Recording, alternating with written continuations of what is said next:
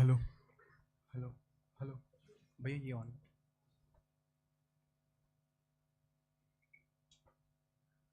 Hello hello hello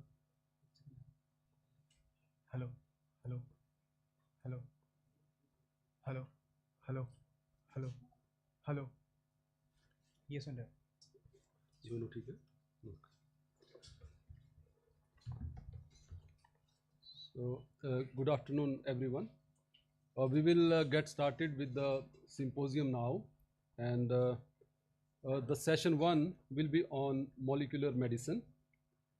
This session will have 3 types of lectures. One is keynote address by Dr. Gang Bao. The second will be on Arvindonath Bose Entrepreneurship lecture by Dr. Venkat Ramanan. And the third will be lightning talks by students. So in the first keynote address by Dr. Gang Bao, the title is Nanomedicine and Genome Editing Based Approaches for Disease Therapies. And I will introduce Dr. Bao. Dr. Gang Bao is Department Chair of Foyt Family Professor of Bioengineering, Professor of Chemistry and Material Science and Nanoengineering. Dr. Bao is a pioneer in nanomedicine, molecular imaging, and the emerging area of genome editing. Bao is the author of more than 200 publications, 2 books, and more than 4 book chapters. Dr. Bao is also the co-founder of Vibonetics, which is a biotechnology company that develops gene expression visualization tools in living cells. He is member of Biomedical Engineering Society, the American Institute of Medical and Bioengineering, the American Physical Society, and many more societies. So with this short introduction, I request Dr. Bao to deliver his keynote address.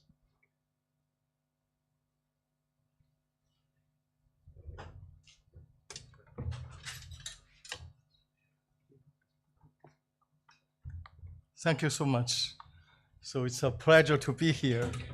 So today I will focus on the work in my lab in 2 areas. One is nanomedicine, the other is genome editing. I first would like to acknowledge funding agencies for supporting my work.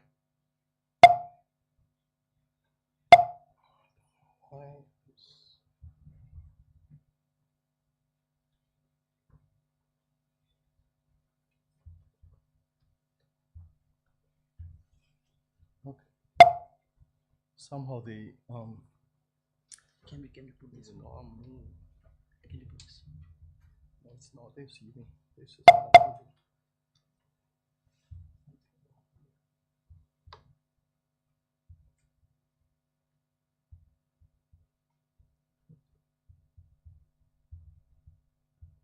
Can you stop this and share again? Somehow it will not move. Just can you stop this? Can you Sorry, there's some technical issue. No. Oh, okay. Yeah, so this outline of my talk. First, I will go through the work in magnetic nanoparticle heating. Then I will show a particular application in using magnetic heating to treat cancer metastasis. Then I will show the work in my lab on treating sickle cell disease.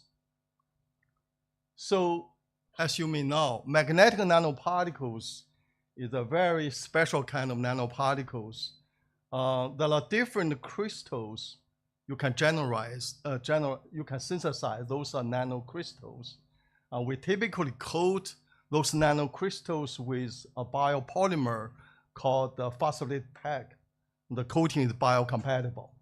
And we could have different sizes. I will show you from 6 nanometer all the way to 40 nanometer. We can tune the coating thickness as a way to tune the size. The coating is also very stable. So in terms of application, there are 3 major areas. One is to do imaging because the magnetic nanoparticles are the contrast agent for MRI. we can also use magnetic force, because if you apply a magnetic field, it generates a lot of force. The third area is really to generate heat by applying a alternating magnetic field. So as you can see here, we synthesized nanoparticles with different sizes, and those are very uniform. As you increase the size of nanoparticles, you can see the shape changes from roughly spherical to all kinds of different sizes. In fact, if the size is below 20 nanometer, is super paramagnetic, meaning unless you apply a magnetic field, those are not magnetic. But if the size is larger than 20 nanometer, those becomes partially magnetic. So for imaging, over the years, we have done a lot of imaging work. In this particular case, we use the nanoparticle for MRI. We also put a dye. We actually could have two dyes. One is a near-infrared dye, so we can do both fluorescence imaging and MRI, showing here. So the example showing here is to use magnetic force. If we put the hot cell culture dish on top of an array of magnet as a way to apply magnetic force, we can actually drag the nanoparticles into cells cultured in the dish.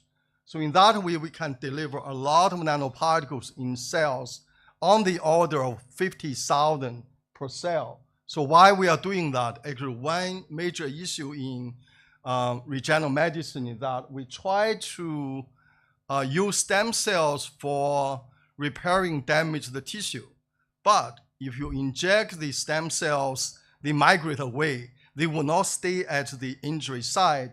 So in our cases, we use the human muscle-derived stem cells. We deliver nanoparticles into those stem cells. Showing here, you can see if we put the cells on top of a magnet with a particular shape, right? So if you do washing, you can wash away other cells, but cells on top of this magnetic grid will stay. So that really shows the idea that we can use this as a way to keep stem cells at the injury site. We are still doing some animal studies. So for using heating, I will show you more examples. This is a particular example that is we deliver magnetic nanoparticles into the brain of flies. So the idea is that there are heat-sensitive ion channels. If you have magnetic nanoparticles next to the ion channel, when you apply an alternating magnetic field, you can use the heat to control the ion channels. You can see without applying magnetic field, the wings are in this position. Once you apply magnetic field, actually you turn on, so you can see the fly change the position of the wing. We can do that very fast. That paper was published in Nature Materials last year. So for magnetic heating, there are different mechanisms. So used to be people just believe the linear theory, which is based on the Near relaxation and Brownian relaxation, right? So, but that's actually, I will show you, not accurate. So more recently, we believe the nonlinear theory, which is based on hysteresis, is a better theory to understand magnetic heating. So quite a few years ago, there's a very classic paper published actually in 2002. This paper has been cited more than 2,800 times. So in this theory, it predicts that the best magnetic nanoparticle size is around 14 nanometer. This is a radius, you can see that's a 7. This is a 14. If you have nanoparticles smaller than 14, the heat generation as quantified here decreases dramatically. If you have nanoparticles slightly larger than 14 nanometer, the heat generation also decreases dramatically. You can see that. So again, a lot of people in the field believe this is true, but we don't believe that. So what we did was we generate a lot of nanoparticles with different sizes. We put the nanoparticles in a tube. We put that in at the center of the coil, applying a magnetic field. So we systematically measure the heat generation at different field strengths and showing here. So you can see this is the size of the nanoparticles. This is the heat generation measured by so-called SAR, which is specific absorption rate. That's typical in the field. You can see that as we increase the particle size, the heat generation increases, right? Plateaus at around 30 nanometer. Those are at two different field strengths. If I go back, you can see that that's very different from this sharp peak at 40 nanometer. So based on that, we have done a lot of validation. In fact, when my postdoc showed me these results, I asked him, are you sure this is true? Because this is against classic theory. So just to be sure, I sent those nanoparticles to a lab in Minnesota to do independent measurement. Actually, that confirms our results.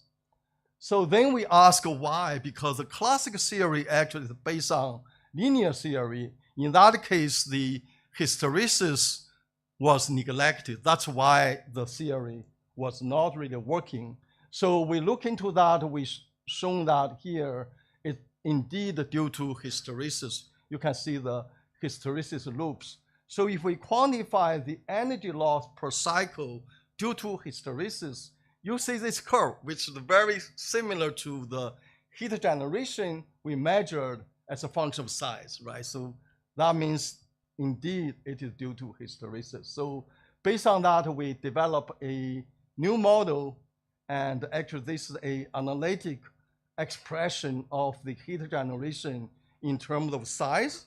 And we compared our results with showing as points at two different field strengths. The solid lines are from our model. All the other models you can see are not accurate. So this model works. So more recently, we generated another nanoparticle system called magnetic nanoclusters. You can see from this EM image that a lot of individual small nanoparticles, in fact, those are not isolated nanoparticles. They form a network. We can control the primary nanoparticle size from 4 nanometer all the way to 9 nanometer. We can control the total size of the nanoclusters from 35 nanometer to 90 nanometer. Why we are doing that? Because with smaller magnetic nanoparticles, you cannot really generate a lot of heat. But when you have larger nanoparticles, in fact, due to the shape change, the coating usually not as stable. With the nanoclusters, we could have a lot of heat generation, but we can avoid the issues with coating. So the idea of using this for cancer treatment is here.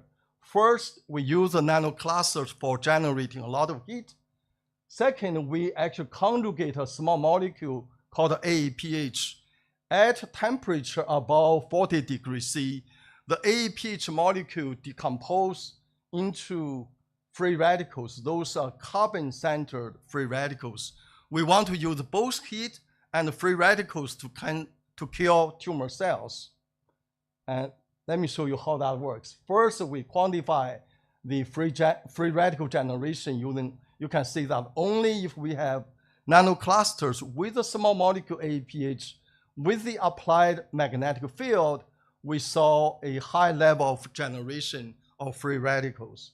Then we did a cellular study to show if we have the nanoclusters with AAPH with applied magnetic field, we can kill a lot of tumor cells as shown in here.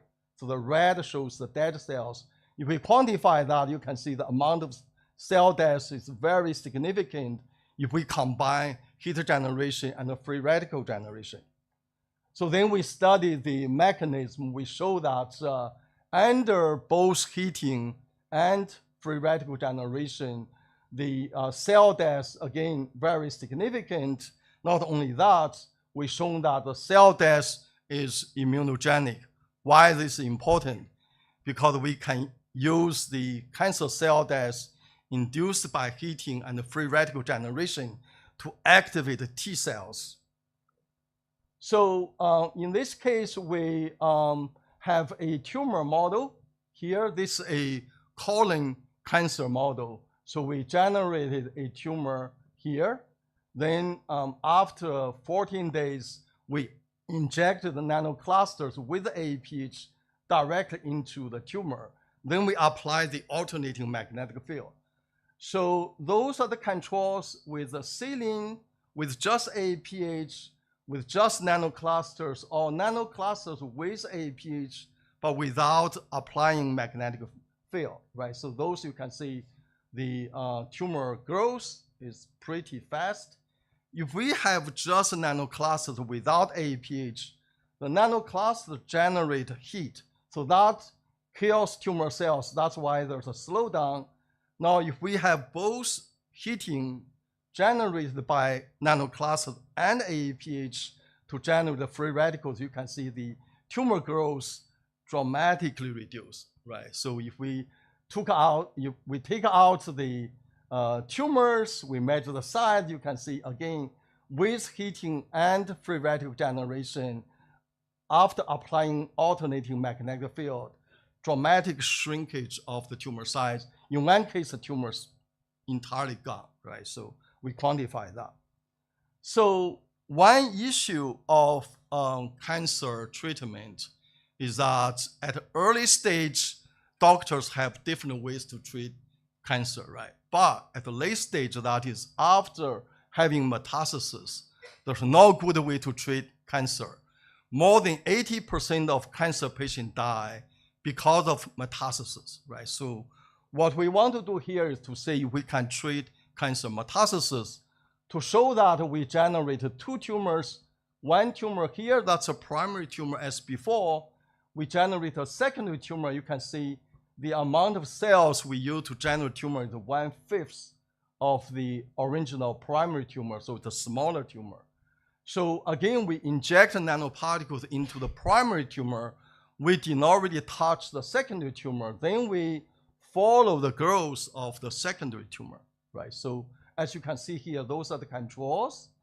And this is really just with magnetic heating and with AP. The third one, what we did was, in addition to the nanoclusters, we injected anti-PD-1 antibody. That is actually the immunotherapy agent, so-called the immunoblockade checkpoint therapy, right? So we combine all three. So we show that with all three together, the secondary tumor actually dramatically shrinked. The growth actually was suppressed. If we look at the survival curve, only when we have all three heat generation free radicals and with anti-PD-1 antibody, the mouse survived, right? So that means, again, we did not really touch the secondary tumor. We just inject the nanocluster into primary tumor. We show that second tumor suppressed, right? So we would like to use this further to show we can treat cancer metastasis. So one question, why? So in fact, it's due to CD8 positive T cells. The T cells were activated by the cell death in the primary tumor. So this is the amount of infiltrating T cells in the second tumor, right? There's a dramatic increase. And not only that, we also show that the T cells actually have tumor antigen specific T cells. That is, once you activate those T cells, they can recognize secondary tumors because the ability to recognize tumor antigen specific cells. So anyway, so with this, we believe there's a very good potential for this to be translated into clinical use. We are now working with MD Anderson Cancer Center to further illustrate. Now, one issue is that if you have surgery, right? If you have surgery, a lot of patients actually have tumors coming back, right? So we have shown that there's a memory effect. So in addition to the original tumor, we waited for 40 days, we generate a new tumor. This is a new tumor generated after 40 days. Then we track the growth of the new tumor. We show that the new tumor also being suppressed. So that means the T cells there, once activated, there's a memory effect. So to study safety, we actually did biodistribution studies of the nanoparticles. After injection, we waited for 16 days. We want to see where the nanoparticles are in different organs and tissues. So too, I was surprised. Typically, there's a pretty high accumulation in the liver, but not in this case. You can see the blue bars are the controls. So actually, a lot of nanoparticles, for some reason, went to stomach. We are still trying to understand what's the reason. So we also did toxicity studies. We show that with the nanoparticles, with APH in different tissues like heart, lung, liver, spleen, and kidney, we did not really see any indication of toxicity. So that means this treatment should be safe. So one question is clinical use, right? Clinical use. Because we use magnetic nanoparticle heating, it requires a machine to apply the alternating magnetic field. Fortunately, there are companies that have been working on those. In particular, there's a company called MagForce. They have produced machines like this. Actually, it's large scale. You could have patients slide into the machine just like MR scanner. And they have done clinical trials in Europe, and now they are doing clinical trial in the US. So from device point of view, this is entirely viable. So now let me switch gear to genome editing. As you may know, genome editing is becoming a very big field. So the idea is to precisely modify a genome. The question is how, right? So we generate engineered nuclease. In the older days, it's a zinc finger nuclease. Now we use CRISPR-Cas9. So the engineered nuclease generate a DNA double-strand break at a defined location. That's very key. It's not random. You design where the cutting occurs. So once that happens, cells have two repair pathways. The first one is called non-homologous end joining. That actually can rejoin the broken end very quickly, but in doing so, the cells make a lot of mistakes. So that's why it's called error-prone. But that could be useful because you can use this to disrupt a gene, or you can generate large gene deletions. The second pathway is called homology direct repair, or HDR, that requires a template. If you supply a template without mutation, you can actually fix the mutation. That's called gene correction. Or you can do large gene insertion.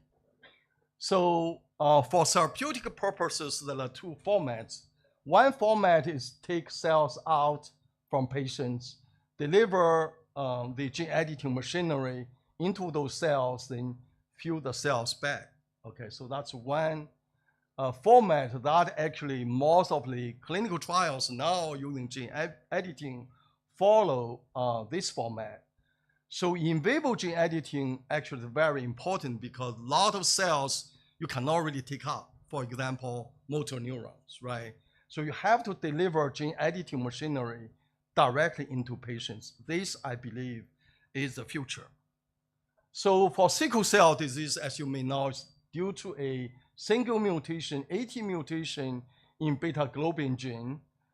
In the world, there are more than 20 million people having sickle cell disease. In the US, it's about 100,000. In the world, actually, every year, more than 120,000 people die because of sickle cell disease. In fact, a lot of patients are in Africa and in India. So treating this disease actually could save a lot of lives, especially a lot of infants are born with sickle cell disease. In fact, in Africa, 90% of infants with sickle cell disease die before age of 5. right? So it's a very big disease. There's no cure except bone marrow transplantation. In fact, that requires a matching of genotype. So in theory, only 15% patient could have that. In practice, actually, only around 3% of patients can be treated by bone marrow transplantation. That means there's no cure for the majority of patients. So over the years, there are quite a few approaches developed using gene editing for treating this disease. For example, the idea of disrupting a particular gene segment called BCL11A enhancer in patient cells, that one has been advanced through phase 1, phase 2, phase 3 clinical trials. In fact, I will show one slide. Tuesday last week, just a few days ago, FDA discussed the application by Vertex for clinical use of this method. So the second approach is to direct correct the sickle mutation. There are two approaches. The one is to use the long donor packaged in AAV6. The other is using a short donor. The third approach is to do base editing. That is, you only modify one base instead of generating DNA double-strand breaks. Okay, so our approach is to do gene editing with a very short donor. So again, the idea is to use CRISPR-Cas9 to isolate cells from patients, deliver CRISPR-Cas9 with the donor template for gene editing, then deliver the cells back. So a lot of steps in the clinical practice. One key aspect is the following. For ex vivo gene editing, after you take out a certain amount of patient stem cells, the doctors will need to damage all the remaining HSC stem cells by using either chemo or radiation therapy. That actually increases not only the cost, but also risk to patients. Okay, so ideally, actually, we will not need to do that. I will touch upon this point later. So we have done a lot of studies over the years. We systematically optimize the CRISPR system. We optimize the donor template. We deliver the CRISPR-Cas9 system using electroporation, that's ex vivo. Then we quantify the editing rate. We quantify the off-target cutting. We also performed engraftment. So just show you some data. This is early data we have.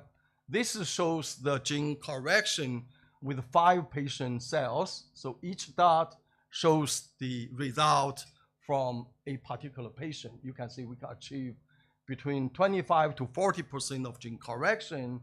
And we can also have cutting, but without gene correction.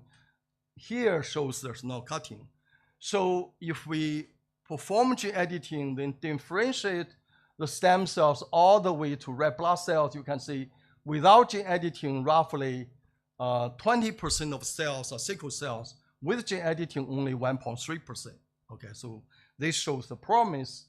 At the molecular level, we've shown that the red is actually the sickling hemoglobin. Without gene editing, this is actually a patient under treatment. You can see dominantly it's a sickling hemoglobin, right? So with gene correction, the red part shrinks dramatically. The green part, which is normal hemoglobin, increases dramatically. Also, with just cutting, the blue part is the induction of fetal hemoglobin, which is actually beneficial. So we have done a lot of off-target analysis. I don't have time to go into the details. We developed a software to analyze, to identify potential off-target sites. We did a lot of experimental validation to show that if you have off-target, in this case, actually on-target cutting, off-target cutting are in the same chromosome. That actually induces a large chromosomal inversion and a large chromosomal deletion. So we performed engraftment, initially 2 engraftment studies. The first one is to use patient cells from peripheral blood.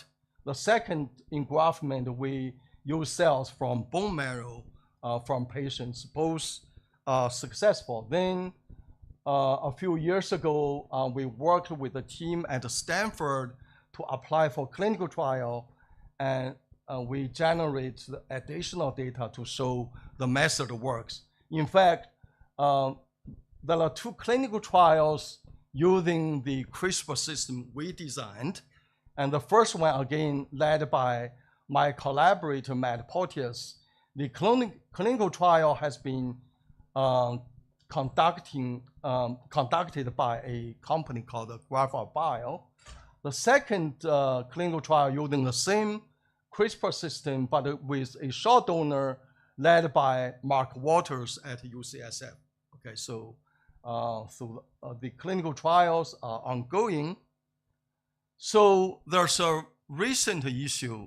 So in the whole gene editing field, typically people quantify the outcome gene editing by detecting the small deletions, small insertions, so-called small indels. Those are usually 20, 30 base pairs. Now, recently we found there are large deletions larger than 200 bases, the large insertions larger than 50 bases. So if you do the typical quantification, you would miss all of those, okay, because those are large. So we did a different type of sequencing called SMART, single molecule real time, which also together with a so-called UMI, that is unique molecular identifier, because in this case, we have to use long-range PCR. We found that in this particular case, more than 35% of large deletions, and we also had intermediate deletions. We had close to 2% of large insertions. So those actually are at the on-target side. It's a new issue for the whole genome editing field. So large insertions up to 1,000 bases actually came from different chromosomes, right? So we are still trying to understand why we have these large deletion insertions. So not only the particular guide, a lot of different guides shown the same. In particular, the RO2, labeled RO2, that's the guide I just shown in 2 clinical trials.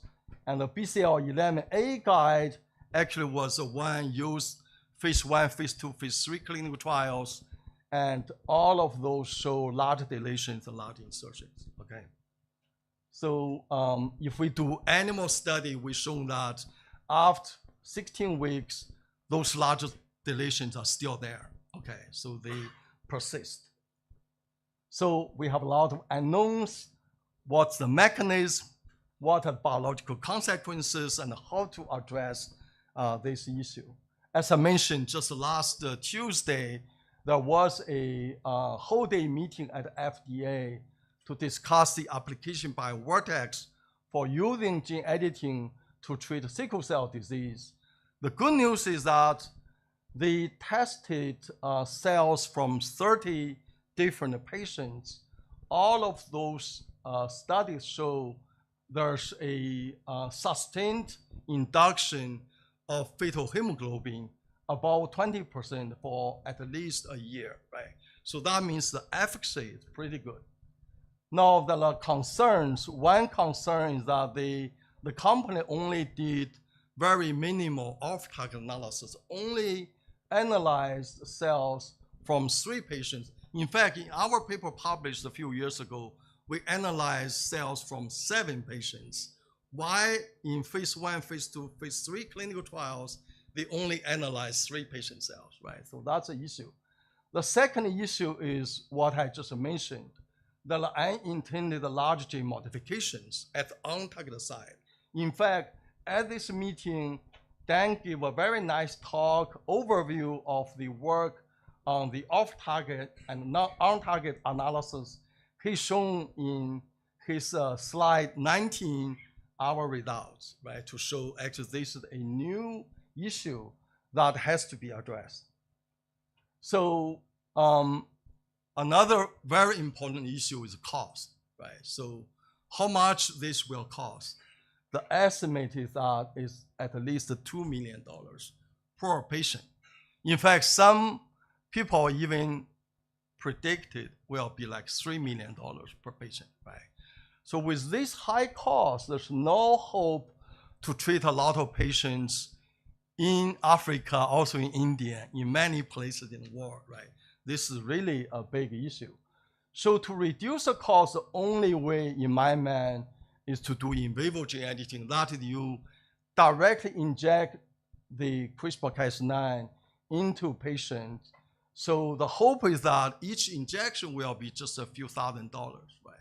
You can do multiple injections, but the big challenge is efficacy, because there you need to show there's a high enough efficacy because you do not really touch bone marrow. You still have a lot of stem cells producing sickle cells, right? Unless you can achieve a high level of efficacy, otherwise this would not work, okay? So then delivery is a major engineering issue. How would you deliver CRISPR-Cas9 into stem cells? Using viral system like AEV, you may have actually immune response, okay? Also there are genotoxicity. You use nanoparticles efficiency is low, right? So there are a lot of studies going on in this area. So in summary, we analyzed the site dependence of magnetic nanoparticles to demonstrate the classic theory actually is not correct for large nanoparticles. We use nanoclusters together with AEPH to show that we can treat cancer metastasis. That's the potential. We also developed gene editing-based approaches for curing sickle cell disease. The preclinical results are very promising. The clinical trials, the 2 clinical trials are underway. But a new issue is unintended large gene modifications. As I just shown you, we actually need to address this issue in order to make sure it's safe to do gene editing for treating sickle cell disease. I would like to acknowledge my lab members. So the first part was due to a few postdocs together with a graduate student. The gene editing work also was due to multiple postdocs with my graduate students. I have 2 collaborators on gene editing, Matt Porteous at Stanford and Vivian Xian at Emory. With this, thank you so much.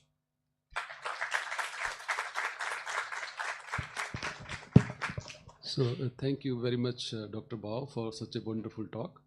And we have time for 10 minutes now to ask questions. So the floor is open for the question.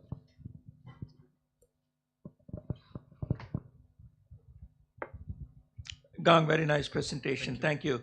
So I have, in your AAPH treatment and then using alternate magnetic fields, is it not harmful to your tissue microenvironment, which includes infiltrating T cells and other cells? Don't your free radicals kill those as well? Yes. And so how would you ameliorate that in your treatment? You would not want to kill normal cells, for example, around that region. So that's a great question. In this case, actually, we inject nanoparticles directly into tumor. Right, but they're infiltrating immune cells in your solid tumor. And so these infiltrating immune cells like T cells, CD8 T cells, which you showed, are actually beneficial in various ways. Right. So the truth is, if you have nanoclusters with AAPH, once you apply magnetic field, you can actually kill all kinds of cells, right? But we believe predominantly, we actually did some analysis to show predominantly those are cancer cells. Why? Because cancer cells are more sensitive to high temperature. That's actually the basis of using magnetic nanoparticles to do hypothermia therapy, right? So that's why actually we mostly kill tumor cells. But that's a great question.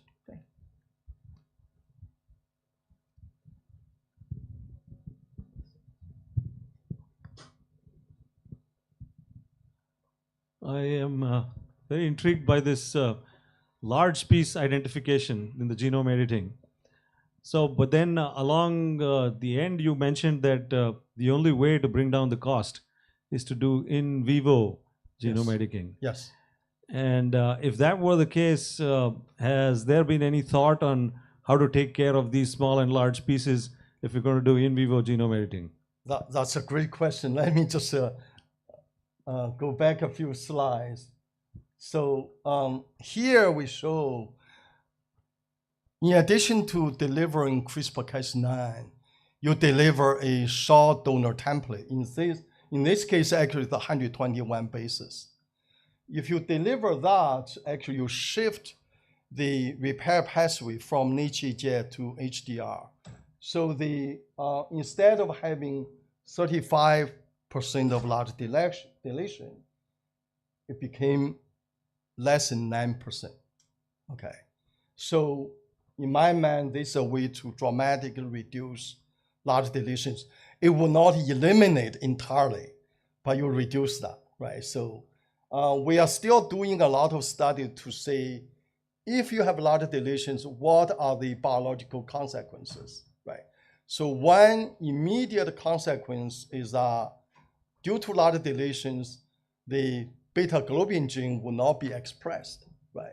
So that is one risk. The other risk is you have truncated proteins made due to large deletions. Those could be toxic, right? So the biological consequences are still unknown, but we hope that by reducing a lot of deletions, you dramatically reduce the risk of those. That's a great question. Thank you.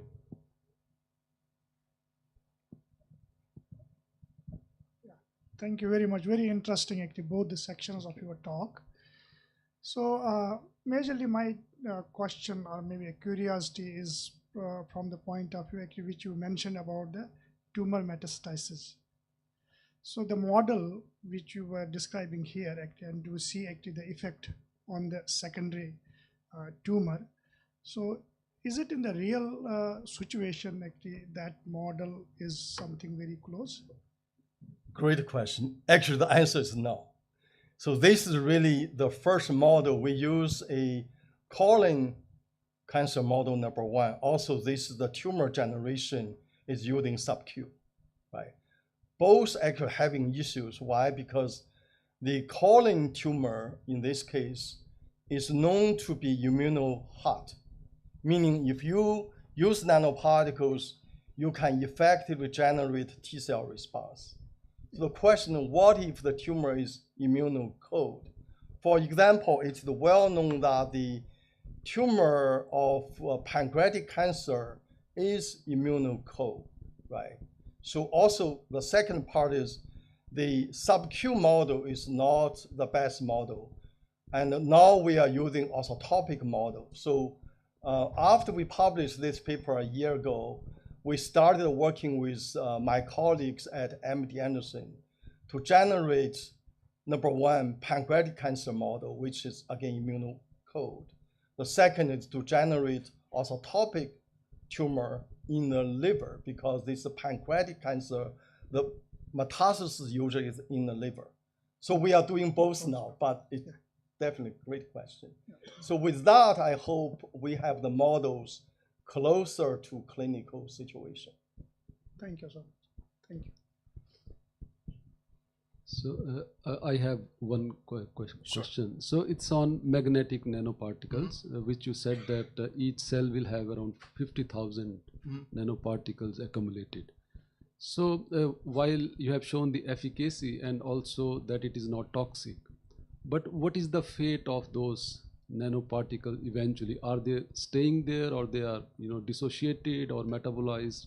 Did you get a chance to look at that?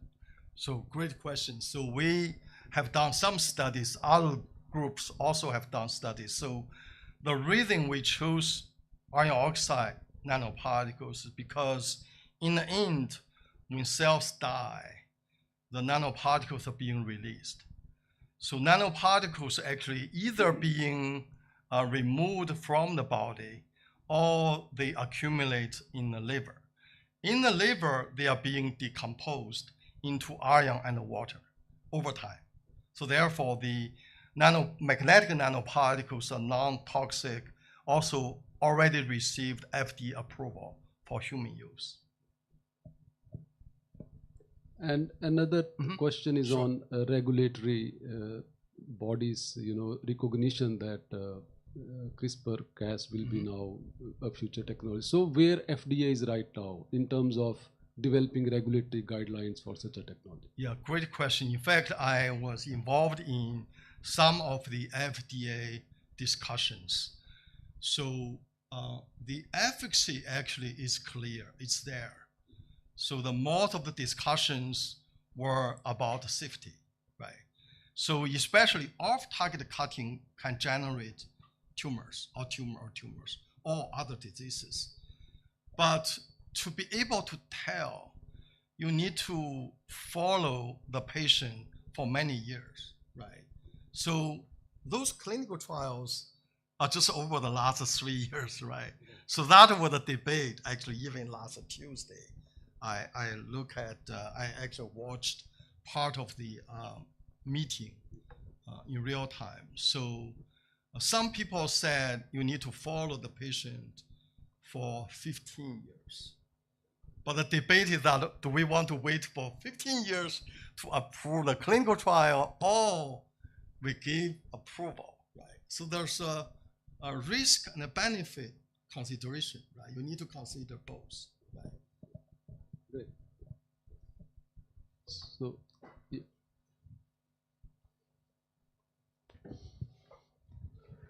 Thank you, Dr. Bao, for the great talk. So actually, I was interested in the approach of using long read sequencing techniques for the large insertion, especially. Yeah. So in the slide following this particular slide, you show that it follows from particular chromosomes. You see there is a pattern. Yeah. Let me go to that. Yeah. Here. Right. Yeah. So do you see any the sequences which are getting inserted? Are those stochastic, or do you see any pattern in those? And also, do you speculate that those large insertions that are being incorporated, they may have some particular features, for example, activation of some retrotransposable elements in this particular area that it is being inserted? Yeah, those are great questions. In fact, we analyzed the inserted sequences, right? So actually, first we saw those sequences may have similarities with the Kasai sequence, right? Actually, that's not the case. We saw all kind of sequences being inserted, right? So the question, why?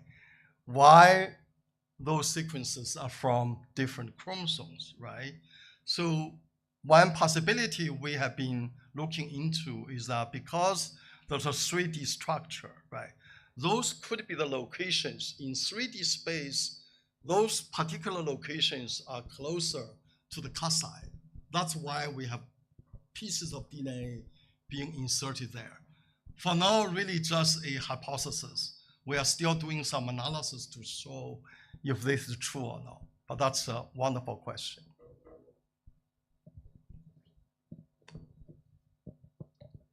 Okay, so I think we are done with the questions.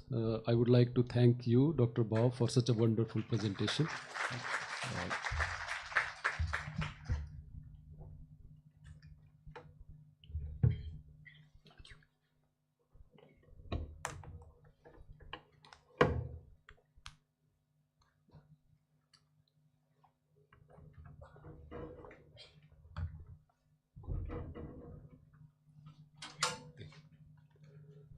So our next lecture will be delivered by Dr. Venkat Ramanan from Caricnos Healthcare. He will deliver the Arbindonath Bose Entrepreneurship Lecture, and the title is Molecular Medicine in Oncology Practice. Dr. Venkat is founder and CEO of Caricnos Healthcare, and he's an advisor to the chairman Reliance Industries. Prior to founding Caricnos, Venkat spent more than 15 years with the Tata Group in various capacities. He was a member of the governing board of multiple institutions such as Tata Medical Center, ISC and TIFR. He is the executive director and CIO of R&T Capital Advisors. Venkat is a science and law graduate and has done his master's in business administration. Dr. Venkat he's completed his doctorate in engineering from University of Warwick. Venkat is also a member of Governing Council of Geo Institute, a multidisciplinary higher education institute of eminence. So with this, I invite Dr. Venkat Ramanan for delivering his lecture. Thank you.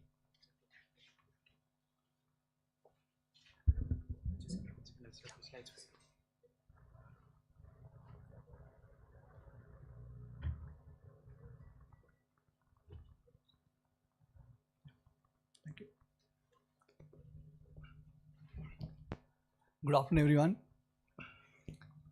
Coming to an IIT is often quite intimidating. That too, when you flunk JEE a couple of times and much later in your life and career, not only you're asked to come here and be a faculty and not also sit in front of incredibly smart minds and try to convey what you're attempting to convey. Thank you for being here, and afternoon it's quite tough to be awake. And for me as well. So in that sense, we'll try to lighten it up and come up with a few anecdotes. Much of what the earlier speaker said was way above my pay grade. So much of it is Greek and Latin. I'll start with Greek. Karkinos is a Greek acronym for a giant crab, which the legendary health tech entrepreneur in India, Dr. Pratap Reddy of Apollo, said, unless you talk Greek and Latin healthcare, nobody takes you seriously. So for us, coining this name was a double whammy. On one hand, being a private enterprise, you're always running after cash from potential investors with a large begging bowl or chasing revenues. So when you have such a name, people will say, "Arey, iske andar kya hai?" When you not open the slide and see, otherwise it just gets passed on to anything else. On a more serious note, this is also the word which Hippocrates in medicine coined this for cancer in India as well. The symbol for giant crab is a Karkata, the Rashi for cancer. I was fortunate and privileged to spend almost 20 years in the Tata Group, 15 of which I was closely associated with our former chairman, earlier as his chief of staff, and or subsequently when he claimed that he retired. People like him don't retire. So I ended up in his office as initially as a trustee, then had a chance to run the trust as managing trustee for about 7 years. Again, thanks to that, for many of the iconic institutions which I could never get admission, like a TIFR or ISC or TISS, ended up as a trust nominee on those institutions, signing what you call certificates for potent students passing out. So luck can come back to many of you all in some other form or the other on institution that you couldn't get to. One great inspiration from him has been, thanks to him, one has had the privilege of meeting several iconic people in India or abroad, ranging from President of United States, not the Trump, but many others before him, George Bush and Joe Biden earlier, as well as the chief of Mossad. So the diversity of experience is quite varied, and in many ways, again, thanks to him, one had seen many iconic or currently iconic entrepreneurs or industrialists who were in their earlier days had a few traits of passion, curiosity and conviction to do something which, when people say seemingly impossible, you attempt at least 80% of it, at least you can get there. So some of those design principles one has attempted to apply in our current journey of what we're attempting to. And whatever I say or speak is all the good things are mine, all the bad things are my colleagues.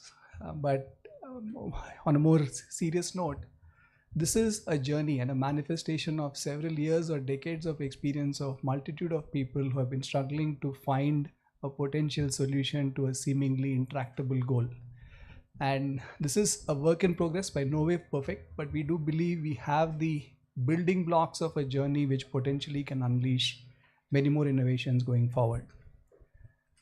The challenge in India, unlike many other countries in the West, is we detect cases quite late.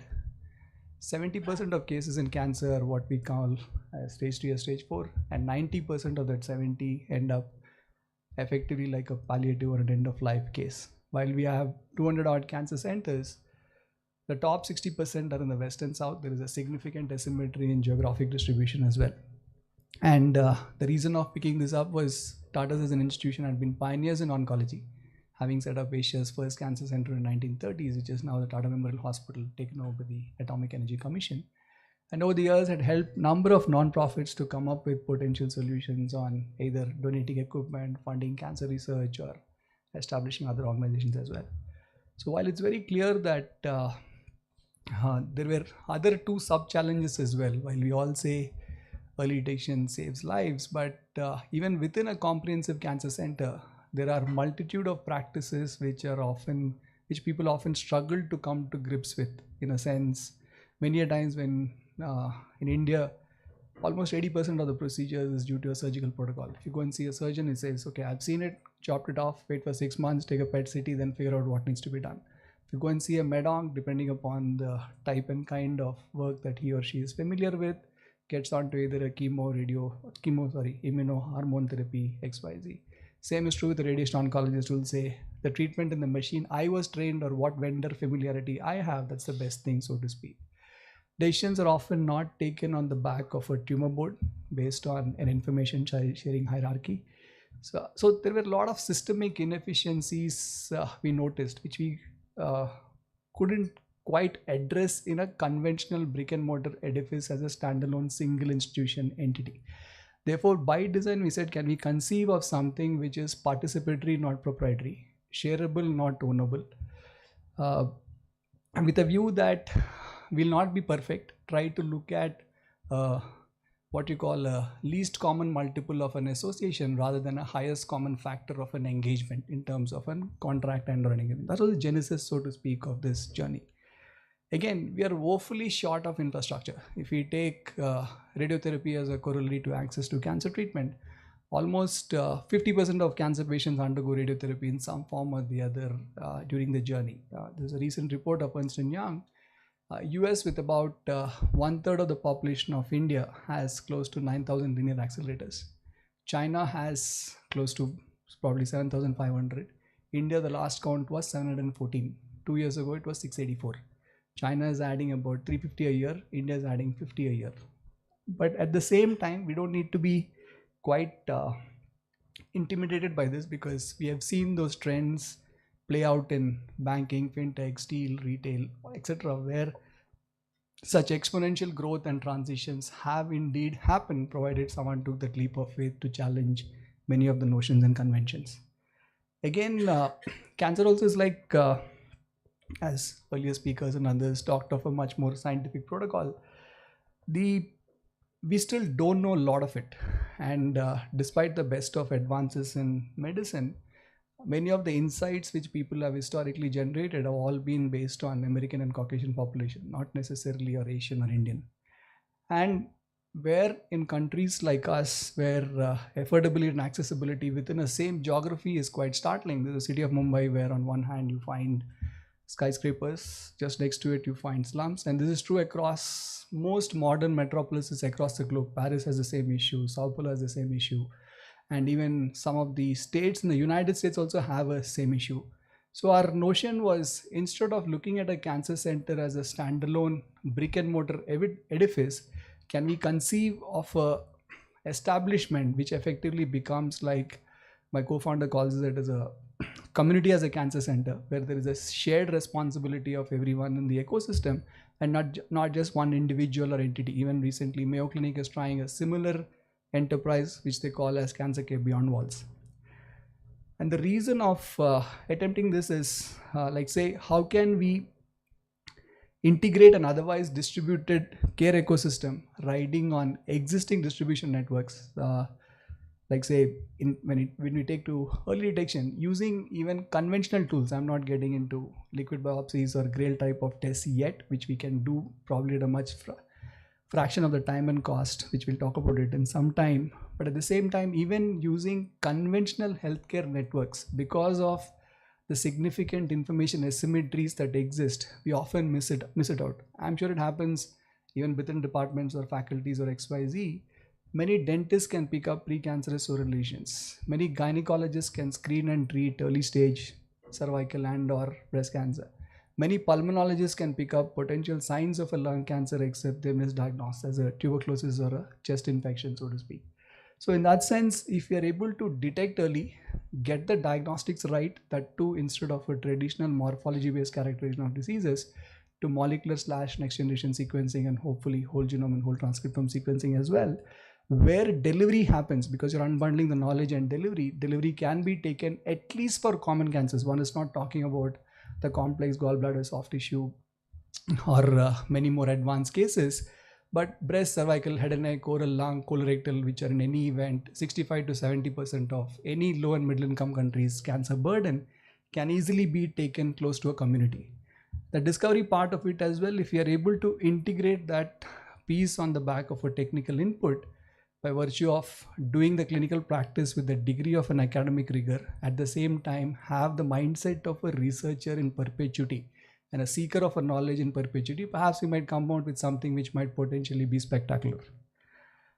And the origin and premise, as I mentioned, was one of the key learnings we had was in Varanasi.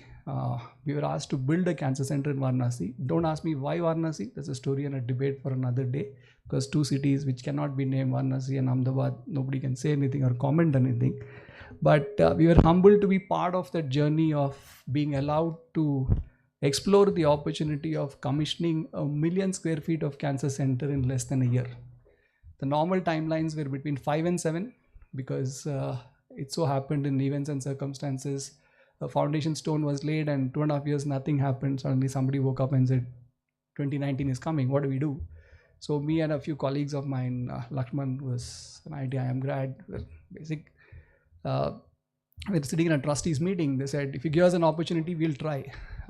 We went ahead and did, not knowing what it takes or no background or knowledge on what can be done. But we completed that in 11 months flat, which got the record for the fastest ever completion of a tertiary infrastructure by a charitable institution. And in the very first year of operations, a facility which has 12 operating theaters, 7 linear accelerators, a cyclotron, saw new registrations of 20,000 people. There's a waiting list of 8 weeks for radiotherapy. And the load in Bombay hasn't come down a bit. So we had done a similar initiative in Assam as well, where in partnership with Government of Assam, my previous organization conceived a distributed model of care adjoining a medical college rather than a standalone center. So we see that India is a significantly supply constrained environment, provided the supply is accessible, credible, on the back of a trustworthy knowledge protocol. There is there and or the market for the taking. And as mentioned earlier, this is still vastly unknown. This is a paper by Vivek Subaya earlier this year. Despite all the advances in medicine, especially in oncology, almost 80% of it is still unknown. And much of it is, again, a couple of years paper. It's like whatever you do, it comes back like a monster, as they call it, as a 9-headed hydra. I don't want to get into the technicals of it, but the important factor of it is we missed this trend in trust when we were looking at a traditional modality of engagement, and why the reason why one is too much emphasizing on molecular. I'm more mentioning from a pragmatic example. Don't hold me on to the science part of it. I don't know the C or S of it, as the case might be. Only tell as an illustration, when we were in San Diego about 12 years ago, Mr. Atta had the benefit of taking his whole genome and whole transcriptome sequencing from Craig Venter's lab. It cost him 30,000 US, and the reports came in about 10 months, right? Today you can do that at probably $1,000 or less, and you can get a report in a clinical setting, as Memorial Sloan Kettering and others have demonstrated. There's a paper by Neil Shukla last year. In 9 days flat you can do at a price point of $1,000. It literally in less than 10 years time. What it also demonstrates is, when many of the targeted therapies which have come in, especially in the last 3 years, none of this have been based on any Asian or Indian population. Whereas when it comes to market authorizations, we are also not part of the global phase 1 or early phase trials whatsoever. So for us, therefore in India, where we do believe is a tremendous opportunity, especially with institutions like the Mehta Center for Engineering and Medicine coming up. We can, in Telugu, say, late go chna latest go quarterly. I'm talking a local language. And just because you're late, it doesn't preclude you from being the latest. So we can literally leapfrog a generation in terms of infrastructure, facilities, and capabilities, as we have demonstrated in telecom. Just to give a example, in Tata's, we had a company called Tata Docomo, We used to celebrate when we used to get 200,000 subscribers a month. There used to be parties in Taj, 2 lakh people, great, etc., etc. And 70% of the revenues that we used to generate were on voice telephony. They came an operator in 2016, completely redefined from a conventional 2G to an all IP network of 4G, and said voice is free. And the first 100 days, they gathered 1 million subscribers a day. So just changing or framing the zone or frame of reference in terms of, even when we were conceiving, Ryan also as an investor, Shambhani said, solve a problem at scale and money will follow. If you chase money, neither you'll solve a problem nor make money. I've done this for 40 years and I've never failed. Second is that as a budding entrepreneur, you guys chase what is my valuation in series A, B, C, D, X, Y, Z. Try to drive value for people. Valuation is a substitute and a corollary for valuation. Try to do anything in between, you'll succeed, no problem at all. So when we apply some of these design principles to health tech or biotech, for us, what currently is a crisis by virtue of some of these things not being here, if we are able to create a mind space of a generational shift in capacity, generational shift in the need and rationale for molecular diagnostics upfront, before beginning first line, already it's happening in several forms of cancer. Like say Australia does whole genome and whole transcriptome sequencing for all pediatric patients before first line as a national case. Whereas we are still struggling by 5 gene, 10 gene, it's kind of completely irrelevant. Today, in this day and age, that too when many of these have not been relevant and or applicable for Indian cohorts in any case, why the heck we are wanting to look at previous generational constructs. And as the earlier speaker also has mentioned, this is not necessarily a one-size-fits-all approach. So it therefore needs constant integration, assimilation. And today we have a number of drugs which are kind of pan-cancer type of markers as well, not necessarily a unique original site of origin as they came or claim to be. And instead of therefore a one-size-fits-all approach, can we look at the opportunity of not just precision medicine, but also personalized medicine? Because any type of tumor that you take, we are globally number 1 or number 2. We have the dubious distinction of it, and things like head and neck. I guess Kanpur has a phenomenal role to play in the propagation of head and neck, thanks to many of the factories, tobacco, pan masala, and all sorts of things that exist out here. I think for us, we also would need to take a public health approach to some of these chronic diseases rather than assuming that it's a government responsibility alone.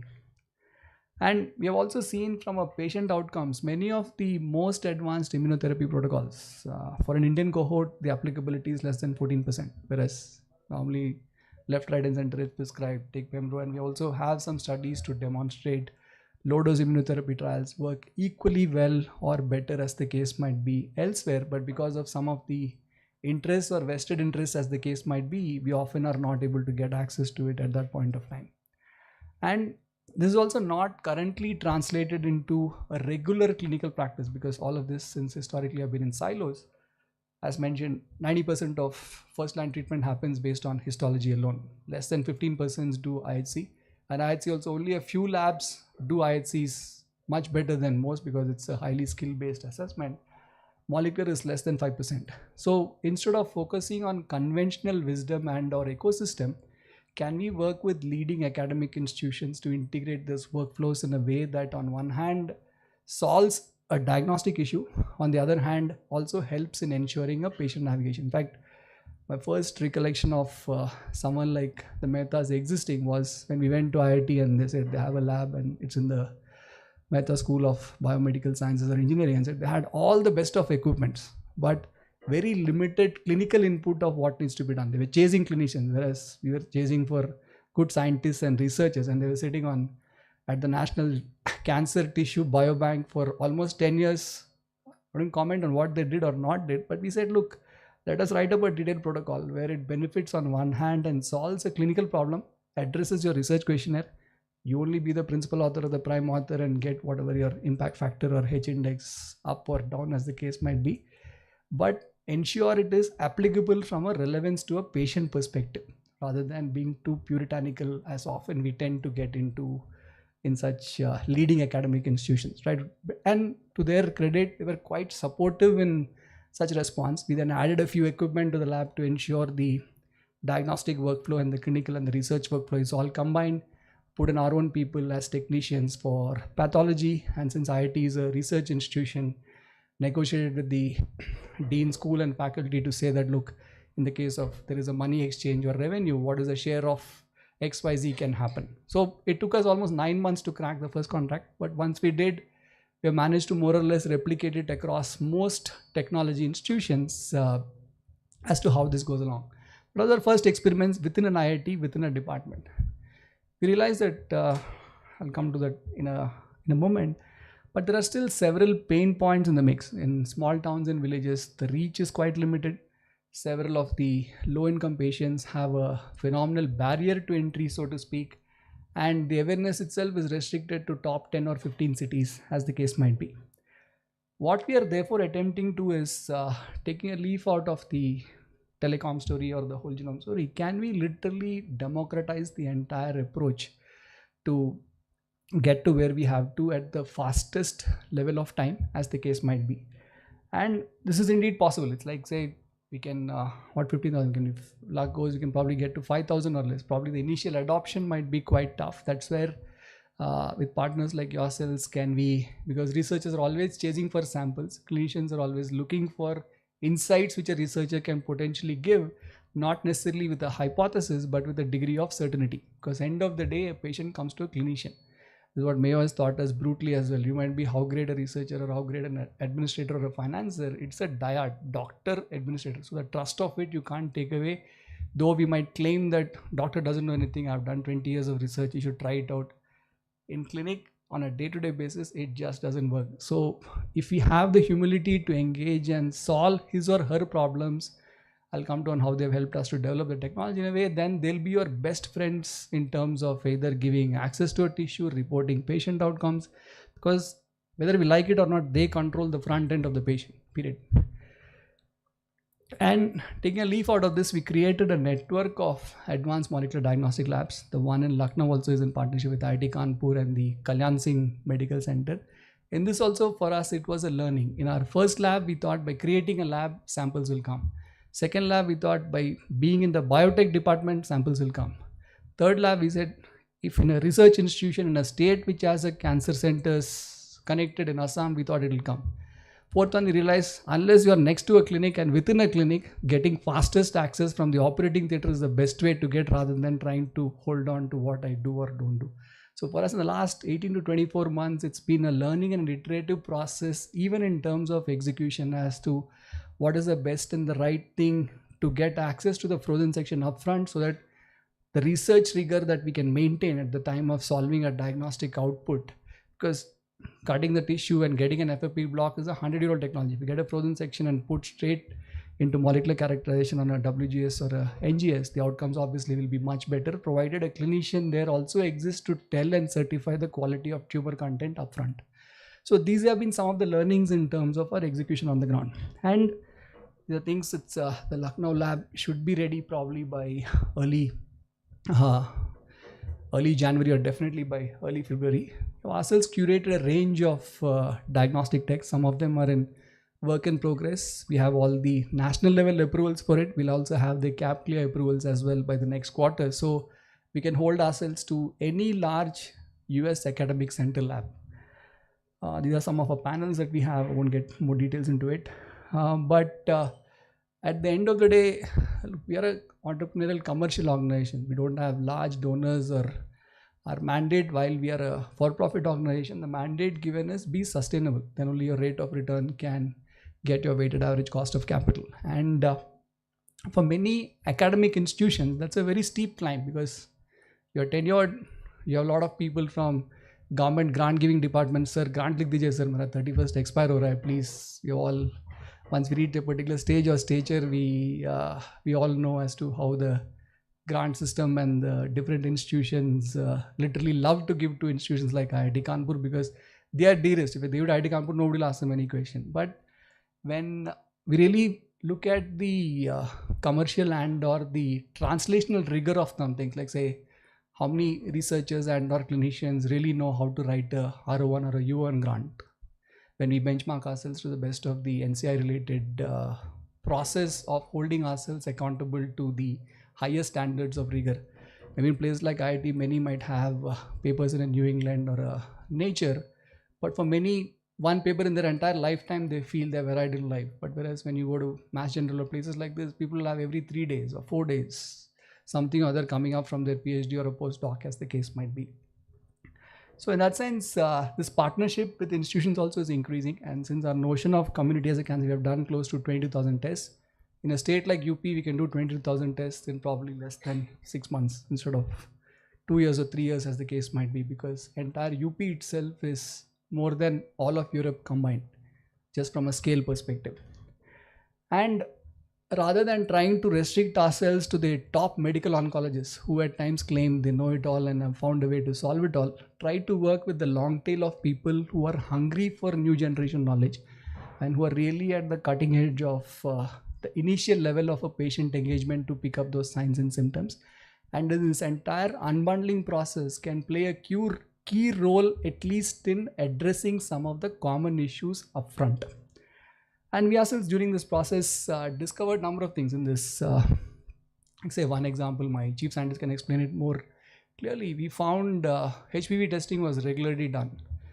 Normal pick up in a community screening, pick it up, do what you want. But since during this process, we embedded the rigor of academic vis-a-vis research combined.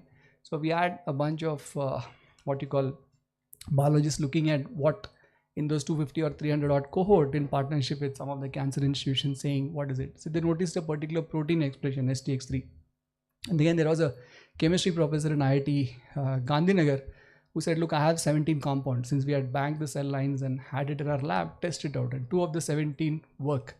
Since it was coming from a clinical input first, the ability to take it to pharma and or diagnostic agencies for building specific diagnostic assays becomes much faster as compared to discovering something and then going to a clinician to say, look, I've discovered this, why don't you try it out? We have worked enough with clinicians, that doesn't work that easily. So flip that pyramid inverted and try to say, like say when the kings don't give their hand, say take your hand, probably they'll take the light ruin. So, and we also have seen India itself is in abundance with several of the companion diagnostic tools that might exist, which India itself has multiple pharma entities which are wanting to become life sciences and quote unquote biotech powerhouses, provided researchers like yourselves are. Loris Labs is a great illustration of you attempting it, but we're only beginning that journey. The opportunities are quite immense once some of the infrastructure that you see out here coming up pretty soon.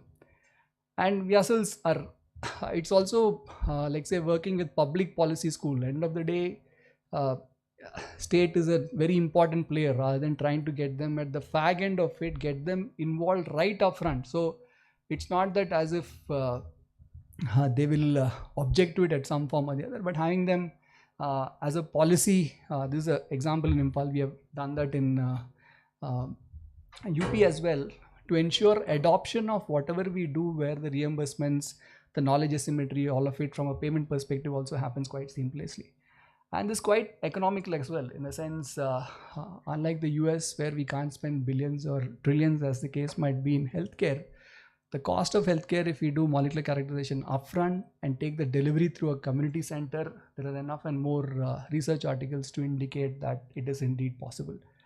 And there are already enough economic analysis of it as well on the impact of NGS vis-a-vis single gene. Now, there are a lot of studies which are now attempting whole genome and whole transcriptome and long read sequencing, methylation, whole things are coming in.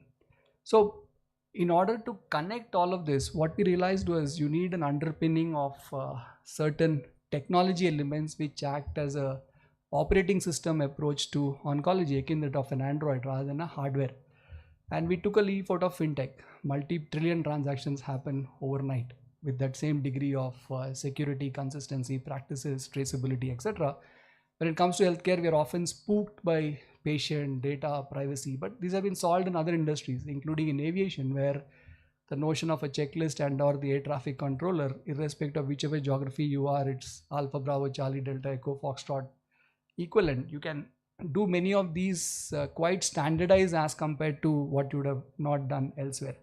So we attempted to take a platform approach to things, ranging from the initial risk assessment to early stage screening to diagnostics to ensuring tumor boards are virtual, where you get access to that expertise, not the physical presence of an expert, and connect all of this through a constant patient continuum, so to speak. And we built multiple applications like any other software or a tech entity would do. A front-end application, a person using an assisted screening application, a diagnostic and treatment application. It took us about 250 odd engineers and computer scientists working with 150 plus clinicians telling us what to do, not an engineer developing it and then giving it to a clinician as an iterative process.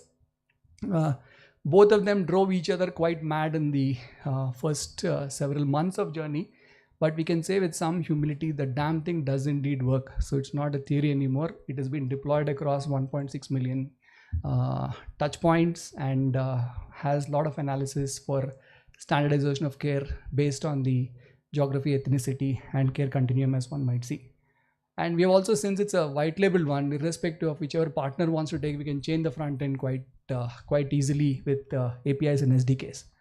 And since many of the people obviously want access to the best of information and knowledge that is getting curated constantly, with our partnership with Mayo Clinic is not just a knowledge partner, but also an investor in us. Normally, leading global academic institutions are only known to receive money.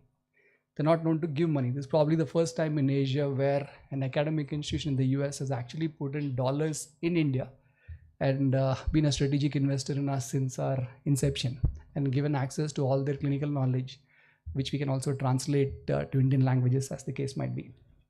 And this is a case of how that end-to-end continuum actually works at a community level. This is a test case in a place called Pallivasal in Kerala, where an asymptomatic patient was diagnosed with HPV positive, taken to screening across multiple touch points. Colposcopy was done, and then post-colposcopy, it was determined, the lab determined it was a case of adenocarcinoma. Surgery was done again in a partner hospital, survivorship managed in a community center. Effectively, 5 or 6 different legal entities came together to deliver care which otherwise she would have got only in a comprehensive cancer center. And all of this data end-to-end is available in a knowledge curated digital first approach. And the STX3 example that you saw earlier was one of these cases which had that access to the tissue. Researchers were able to determine it and then find out what the potential for assays will be or could be. So this has been our progress so far. And the opportunity in partnership with you, it's not just 100,000 plus, probably easily 100,000 plus in less than 3 or 4 years time frame, where India can lead and not follow in many of these initiatives. And if you push the boundaries of what can potentially happen, because end of the day, a clinician, as mentioned, is looking for outcomes, not a hypothesis. So in that sense, look at more translational aspects of it rather than pure basic science things. Fine, it's great. You all want to write a paper in Nature working for 16 or 20 odd years, but end of the day, in places like India, people are dying by dime and dozen every single day. What is the difference we can make to him or her in the most accelerated time frame on the back of knowledge that experts like yourselves have at the fastest time frame that we can get by working with multitude of establishments? So the opportunity is there to build a number of products and or services, medtech products and or services, both on the prevention, screening and diagnostic side, as well as on the multi-omic side, because in a state like UP, where data is the currency, you probably have at the highest levels of opportunity than compared to any other state in the country, or probably in most parts of the world as well. So this platform is already available. It's available white label. Your researchers can rip it up, plug it up, take it out and enhance it in whichever form or manner that you want, which gives the clinical information, imaging info, histology info and sequencing info all combined in one single hierarchy built on completely open source tools. And this is in summary. We are also working with a number of global leaders in oncology, from the Broad Institute to Science of America Foundation, which is the institution of Eric Lander, Mass General Hospital, Yeah, an interesting story on PacBio. And since we talked earlier on long read, one of our approach or lab got noticed by PacBio people and said, look, I don't believe India can do that. So Steven Turner, who's the CTO and founder of PacBio, said, look, I want to seed myself. So he visited our lab in India, came for a day just for 5 hours, and said, we'll give our new generation Revio system. This is the first in Asia. Is there in our lab in Bombay, and hopefully we'll get that here as well pretty soon. So the mindset of even leading global medtech players to provide us access to the technologies upfront. So in many ways, there's no reason why some of the engineers here can rip it apart and come up with a version of it in probably less than 5 years or 6 years, like what MGI or BGI has done in China, much, much faster. So the reason of really getting excited about centers like this is you're uniquely placed and blessed with an incredible opportunity, especially many of the youngsters that I see here. And I was telling one of your colleagues that probably take up courses on the business of science as well as compared to engineering and medicine too. So end of the day, it's also an attractive market and commercial opportunity too, in addition to making a difference to significant number of people. You'll also be glad that, look, in addition to network, your net worth also hopefully will increase pretty soon. Thank you.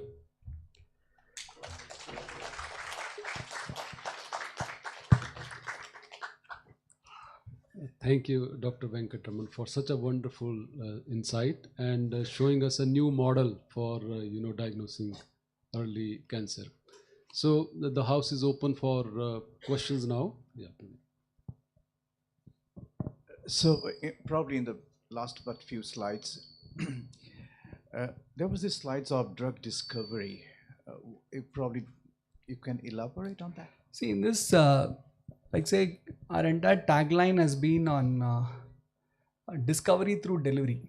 In a sense, let's take a specific example.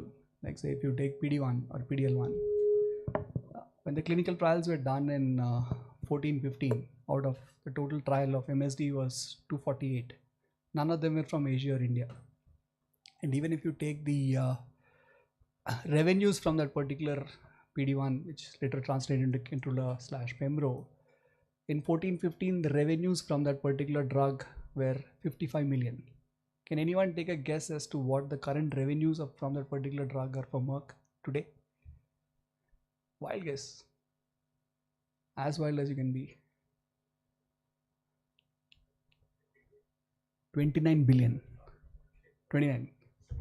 One single drug, right? And Roche has similar one for PDL1 called Tecentriq, etc. Whereas in India, because of lack of molecular characterization upfront and the ability and 249 people in India, we were doing a similar trial for Rakuten for head and neck. When we had Miki Mikitani, the chairman of Rakuten, did not believe that in their entire 3-year journey, they could get about 80 samples. So when we are talking to clinicians, they said, yeah, 80, 3 months. So he didn't believe. So we got him to the operating theatre at Tata Memorial. They see 49, 50 cases a day. So getting 80 in 3 months was nothing with the same degree of inclusion and exclusion criteria. So he thought we won't have advanced MRI machines. He thought people would not know what an NCCN guideline is. He thought people do not know what a US researcher or an academician will be. Today, our people, many of them have studied there, come back, are equally bright, if not more competent than anyone else. All they need is an opportunity to make a difference on the back of an infrastructure that is created, and more the academic freedom which allows them to pursue an otherwise intractable solution. So I think in many ways, the tagline of our Honorable Prime Minister, this is a very different country. It's an aspirational nation with a inspirational leadership, and in the quest for next 20 or 25 years of a journey, this is attempting several things which are impossible. He himself says, "Namumkin bhi mumkin hai." In a sense, the tagline of many things that he mentions, "Sabka Saath," work with everyone. Not in silos. "Sabka Vikas," work for the benefit of everyone. "Sabka Vishwas," take the faith of everyone. And therefore, you tend to do many things which otherwise you think are just not possible. So even we had a chance to meet him some time ago. I'll just take this, put one slide over there. We had it was supposed to be a 15-minute meeting with him. We ended up spending almost almost an hour, and his parting comment was work on things which make a difference to large number of people. So he's not interested in incremental changes whatsoever. So India in that sense gives the land and the potential to explore exponentials. It's not incremental at all.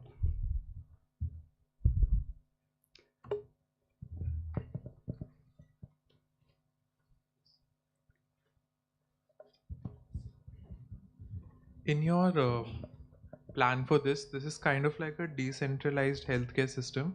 How do you ensure ownership of diagnosis as well as trust in decision makers who are not part of your institution? See, in medicine, only if the Pope says it is sermon. Across every segment of a diagnostic process, there are giants who are very good in that particular segment. Suppose if it's a case of a prostate pathology, might have the opinion of if we say this guideline has been curated by Dr. Mahul Amin of XYZ, who wrote the TNM classification, trust automatically increases. And here to start with, we are talking about common cancers. We're not talking about the extremely complex cases. That's one. Second, in diagnostics itself, there is also an unbundling process. Like say, while the wet labs are distributed, the informatics is centralized. So you have all of it in a GCP cloud. The people can sit anywhere. There is a maker, checker, validator type of process. The assays are whatever is built or not built. Go through a regulatory process if you're getting to a CVID, IVD and or a companion diagnostic process. There are very well laid out guidelines, so to speak. And even for some of the elements of a technology correction and or a correlation, every state or a country has its own versions of it. Suppose if you want to go to the US, you have to comply with an FDA Part 21 and a high trust SOC 2 type of regulation. So in that sense, as we have seen in most industries, the hardware is getting to be software and software to an operating system. We have seen that in automotives. We have seen that in currently electric vehicles in a big way. So in that sense, medical and medtech for us, by virtue of initiatives like this, offer a unique opportunity for us to hopefully leapfrog a generation in terms of how we approach this. So this only covers the trust part. How will you ensure the ownership of the diagnosis if it goes through multiple steps?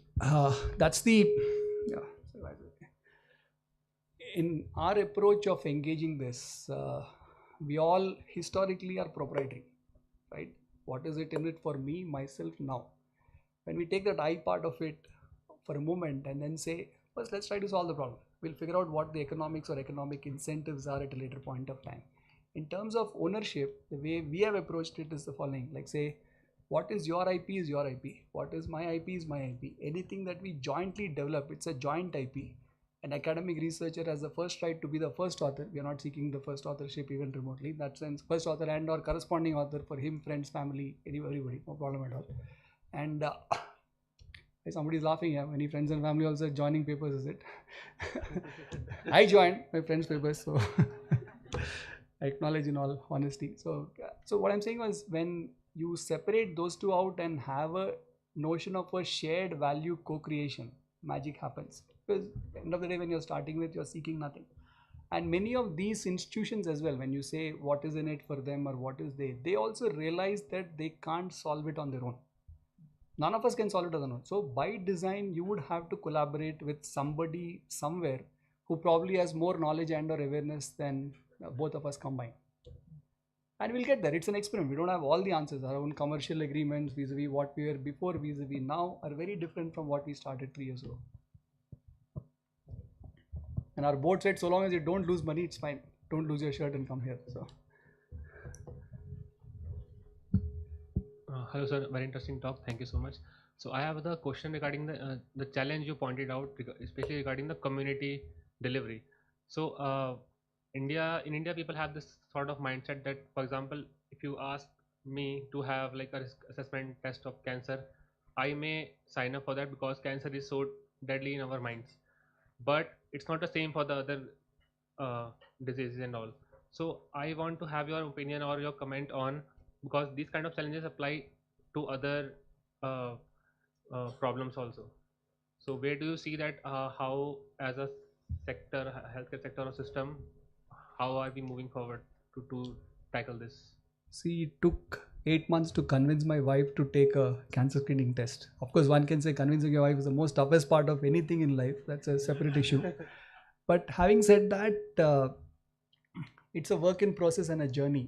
Once we start breaking the myths of the degree or the association or the familiarity, let's take a simple example on screening. Like say, every woman above the age of 25, if she has not been vaccinated in her childhood, should undertake a HPV DNA testing. It's not that as if it is positive, you have cervical cancer or anything, but more than the positivity, the negative predictive value of it is huge. You can assure her that next 10 years you're fine, because you're doing on the back of a molecular characterization of diseases, not a morphological expression. As science has told us, morphology comes many later when you see a radiographic evidence of disease. Molecular tells you much in advance, and that too when you do molecular, and that too when you get to a NGS/whole genome sequencing, you know the risk profile of it.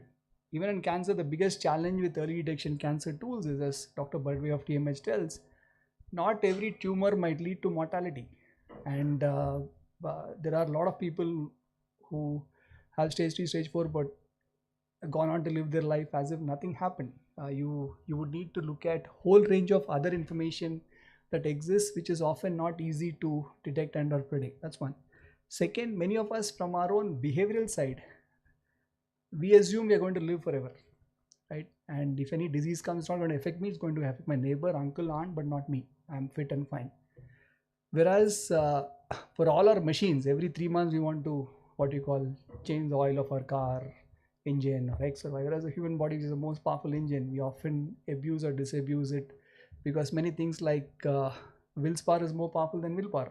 We can't overcome it, right? We find it quite tough to do it. But at the same time, if there are certain characteristics or characterizations that one lives with or gone through in their early stages of life or continue to do in their life, these things will come up, period. When it will come up, how it will affect you might be each individual's choice.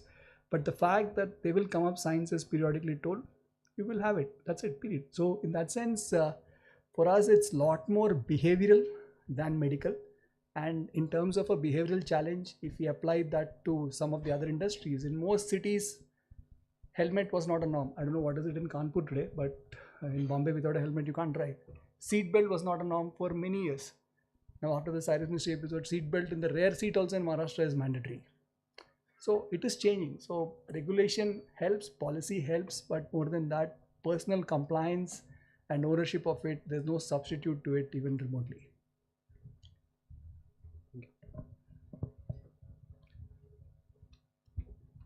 Thank you. Thank you. Okay, so if there are no more questions, I would like to thank again Dr. Venkat for such a wonderful presentation. Thank you so much. Thank you.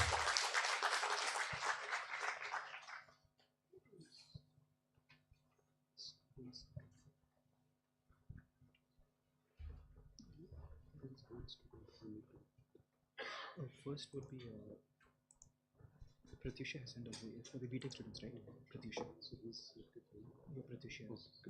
So we have now the next session, which will be lightning talks by students, and the first speaker will be Tanay Visbash. Tanay, and he will talk on molecular landscape of genomic alterations in Indian prostate cancer patients.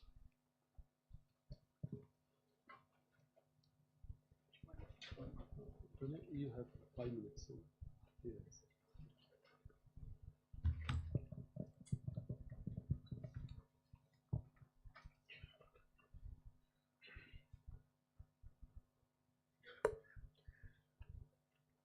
So good evening everyone. Welcome to this MFCM inaugural day talk. So the title of my talk is Molecular Landscape of Genetic Alterations in Indian Prostate Cancer Patients. So to begin with, so this session is about molecular medicine. So what is molecular medicine? So molecular medicine uses different techniques such as physical, chemical and other bioinformatics or medical techniques to identify a cause of disease and comprehend the disease and help in better strategy. So this area medicine has shifted from one size fits it all to a more precision and precise approach. So precision medicine takes into account of different techniques such as multi-omic techniques, for example genomics, transcriptomics and other bioinformatics tools, to identify a cause of disease and stratify the disease according to patient's conditions. So what can we do to identify and use this precision medicine approach? So previously, we have explored the molecular subtypes of prostate cancer, such as TM2 ERK fusion, RAF gene fusion in Indian patients, and identified that there is a disparity with their molecular alterations compared to other published Caucasian and other cohorts. And interestingly, we found that RAF kinase gene fusion has a higher frequency in Indian patient compared to other cohort. So this suggests that there is a racial disparity within the prostate cancer subtypes. And likewise, TCGA, the Cancer Genome Atlas, has shown the molecular subtypes of prostate cancer, where they have identified that 74% of the tumors harbors one of these 7 subtypes of prostate cancer, and they have also identified 25% of these tumors harbor actionable alterations. So thus, in-depth characterization of molecular landscape from Indian prostate cancer patients need to be explored, since this is completely unexplored. So to begin with, we started this analysis. We use whole exome sequencing of 32 Indian prostate cancer patients along with their matched blood samples to identify somatic variants and unknown molecular drivers. So we found that overall tumor mutation burden of our cohort to be 0.97, which is quite similar with the TCJ Pratt cohort. And we identified that most of these somatic mutations fell into this missense mutations category, and also a larger proportion of single nucleotide variants. Further, we classified these variants into one of the six classical subtypes, for example, and found that C2T transition event to be more profound. And this oncoplot shows the top 20 frequently mutated genes of our cohort, and interestingly, we found RYR2, TP53 and SPTA1 to be most frequent. And we also found several genes that have already reported in other cancers in our cohort as well. And interestingly, we found that mutations in many actionable genes such as CDK12 or APC or ATM genes, which are found the patients that show this kind of mutations that can be used with certain drugs such as olaparib. And also we found out many mutations that have not been explored in other cohort and not reported in other DBSNP or cosmic databases. So this shows the uniqueness of this genome. And later we also compared these mutation frequencies with other published TCJ and SU2C cohort, and found out that there are several genes that shows this frequency is much higher or lesser in our cohort. And also we found out many mutations, for example in BRAF1 or CANSL2 to be uniquely mutated in our cohort, which suggests that the presence of novel somatic variants in prostate cancer of Indian genome. So thus we can conclude that the use of oncogenomic approaches would help us in stratifying the Indian prostate cancer patients and to develop better therapeutic strategy based on each single patient mutational profiles. And as a future prospect, the integration of this whole exome sequencing data with transcriptome and other methylation profiling data would help us in designing better therapeutic approaches, and also we may identify some unknown molecular drivers of prostate cancer. And further validation of these particular mutations or these genes and their functional characterization should be done, and that will help us in the development of better diagnostic and treatment strategies. So I would like to thank my mentor, Professor Bushra Atik, and my present and past lab members, all the BSB staffs and faculty members, and my friends and family, and most importantly, the clinical collaborators with whom we could not have done this project, and the funding agencies to support our work. So thank you everyone. Thank you, Tanay. Yeah. The next speaker is Simran Singh.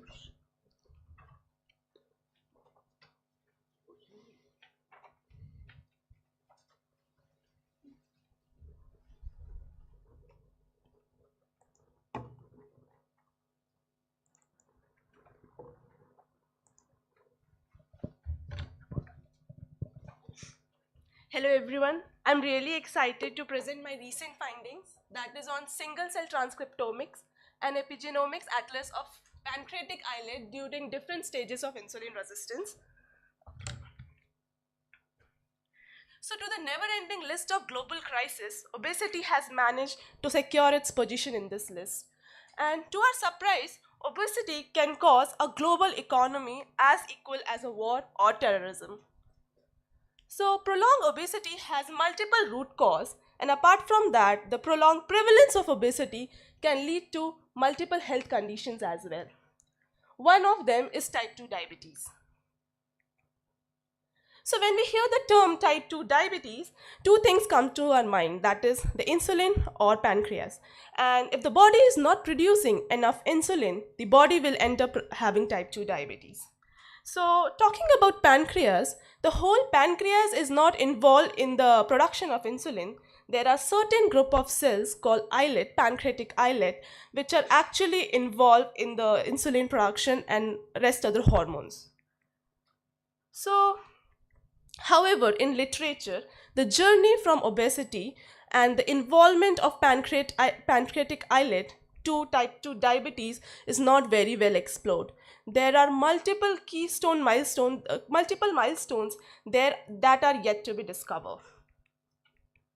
So to understand all those molecular events that is happening between obesity and type 2 diabetes, we designed a very interesting experiment where we actually worked on two groups of mice. That was one kept on regular chow and another was kept on high-fat diet. So this prolonged high-fat diet intervention can lead to insulin resistant and ultimately can lead to type 2 diabetes.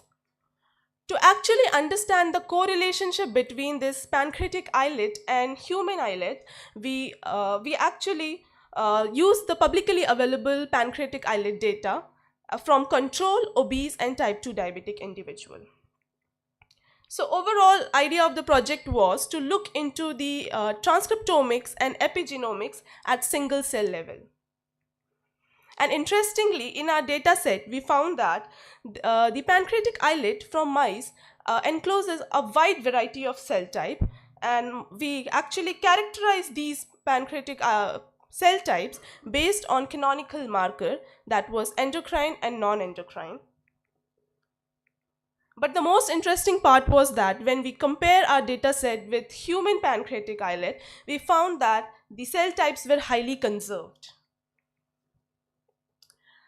Now here comes another very interesting thing about our data set, that was the emergence of different population at different dietary intervention. As you can see, there are few population which emerges very differently upon high-fat diet and regular chow. We also see differences within the high-fat diet intervention at different time point. And however, this diversity was not only limited to the cell population, we also saw that at the different dietary intervention, the cellular interaction between these cells were very different at regular chow and high-fat diet. Now, our interest shifted towards the endocrine population, that is alpha, beta, delta, gamma. And here we found that the alpha cells were of great interest. These alpha cells were highly diverse in nature, and as we know, alpha cells are basically involved in the production of glucagon, but in our data set, it was something different to say.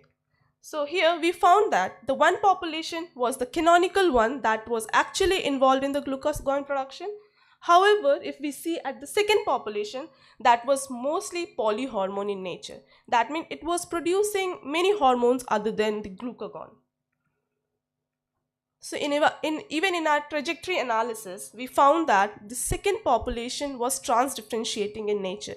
That means it was actually emerging from different alpha cell, that is the canonical alpha cell, to become different population of alpha cell. And here we see different transcription factors which actually give rise to this transdifferentiation. Now, another very important cell type was beta cell, as beta cell is involved in insulin production, so it was of great interest.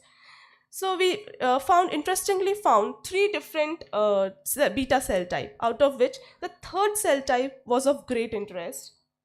Here we found that the third population was actually involved in glucose homeostasis, inflammatory responses, and carbohydrate stimulus.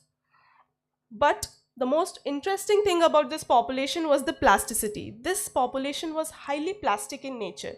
If we see at the plasticity between these cell type, we will find that during the high-fat diet intervention, the cell behaved in a very different manner as compared to the RC, and the plasticity was only introduced in high-fat diet condition.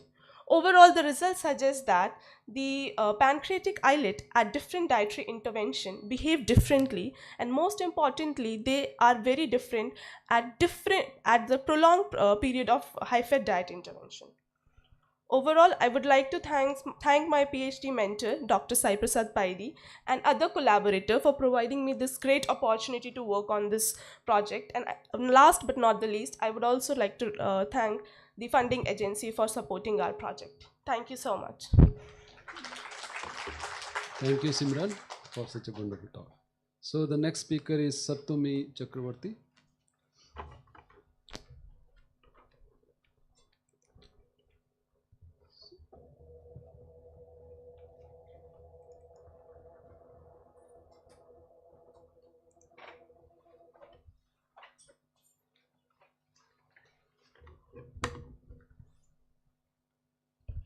Good evening, everyone. My title for today's talk is NF-kappa B PJNK inhibition mediated regulation of cartilage homeostasis by a combination of doxycycline and IGF-1 that synergistically attenuates osteoarthritis. So osteoarthritis is a debilitating joint disorder which has affected 7% of the global population, and it causes severe pain and immobility in the joint due to the gradual erosion of the cartilage lining the bones in the joint, and it is ranked as the 11th highest contributor to the global disability. The current treatment options based on the severity includes awareness, physical exercise, and administration of drugs which generally treats the symptom, and late stage includes surgery which may give rise to inferior cartilage, and TKR, which is total knee replacement, which is associated with secondary complications.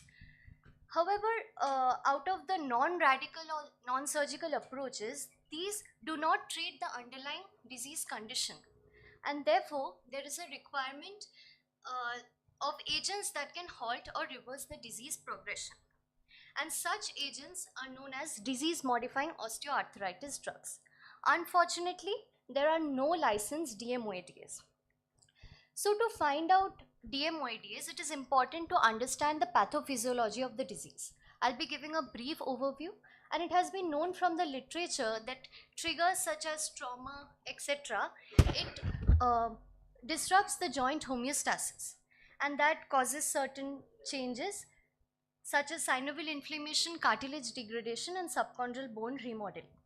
In the healthy condition, there is a balance which is maintained between the anabolism and the catabolism. However, in the osteoarthritis condition, the balance shifts towards catabolism, and there is secretion of matrix proteases such as aggregates and MMPs. So we hypothesize that by altering the joint homeostasis through a combination of pro-anabolic and anti-catabolic agent can be a disease-modifying treatment strategy. So to screen certain agents, we first developed a goat ex vivo OA model and screened few agents, and out of which we selected anti-catabolic factor doxycycline and pro-anabolic factor insulin-like growth factor. And then these agents in combination were treated in cartilage explant which was taken out from goat knee, and osteoarthritis was induced with IL-1 beta, and the treatment regimen was provided for 14 days. We performed histology staining and observed that there was higher presence of sulfated glycosaminoglycan, which is a matrix marker, in the combination group. However, and when we performed SGAG release assay, we observed that it was significantly reduced in the combination group. Similarly, we also performed immunostaining for matrix protease and observed that the expression of MMP was significantly reduced in the combination group. Then we tried to understand the mechanism of action of the combination. So we studied NF-kappa B, which is a catabolic pathway which has significant role in the progression of osteoarthritis. Here we observed that also NF-kappa B was significantly reduced in the combination group. So then we tried to understand if the combination mediates its effect through NF-kappa B only. So we selectively inhibited NF-kappa B. And then we observed that in NF-kappa B inhibited group, the SGAG release was more in comparison to the combination group. And similarly, we performed immunostaining for ADMTS and MMP, and similar effect was observed. So from this, we concluded that anti-osteoarthritic effect of the combination may be partially mediated through NF-kappa B and possibly through some other pathway. So then we studied another pathway upregulated in osteoarthritis, which is the JNK pathway, and we observed that JNK was highly activated in the IL-1 beta group, which is observed by the yellow color, and it was significantly reduced in the combination group, which is observed by reduction in the yellow color. So from this we observed that we conclude that the restoration of the joint homeostasis is mediated through NF-kappa B and PJNK pathways in goat OA explants. Then we corroborated this result in human OA samples, and here we observed that out of 4 human donors, 3 of them showed reduction in SGAG release in the combination group. Similarly, we also performed immunostaining for matrix proteases and observed similar results. So to conclude, the treatment with pro-anabolic and anti-catabolic factors shows promise as a strategy for amelioration of OA in clinically relevant models. The future prospect includes evaluation of the translation potential of the combination in suitable animal models. Finally, I would like to thank IIT Kanpur and MFCM for the funding, and Ministry of Education for my fellowship, and all the TEDdy Lab members, and finally my guide, Professor Katti. Thank you so much. Thank you, Saptami. So the last talk will be given by our BTech student, Pratyusha Chakravarti. Pratyusha.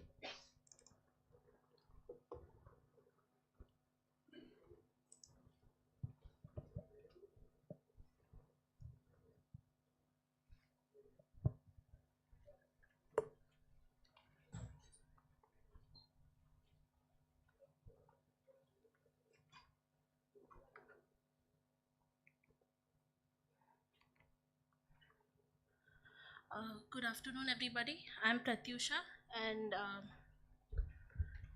I'm a 4th year BTech student in BSB department, and I would like to share the work that I did with Professor Rong Lee at MBI at National University of Singapore during my summer internship. The topic of my work is how different stresses induce protein aggregates of different subcellular localization. So we know protein undergoes folding from a primary structure to a functional structure, but in this process, misfolded proteins are also created, and these are removed from the cell via multiple protein homeostasis mechanisms. But when there is stress condition or during aging, these misfolded proteins are often not removed, and so they aggregate together to form protein aggregates in the cell.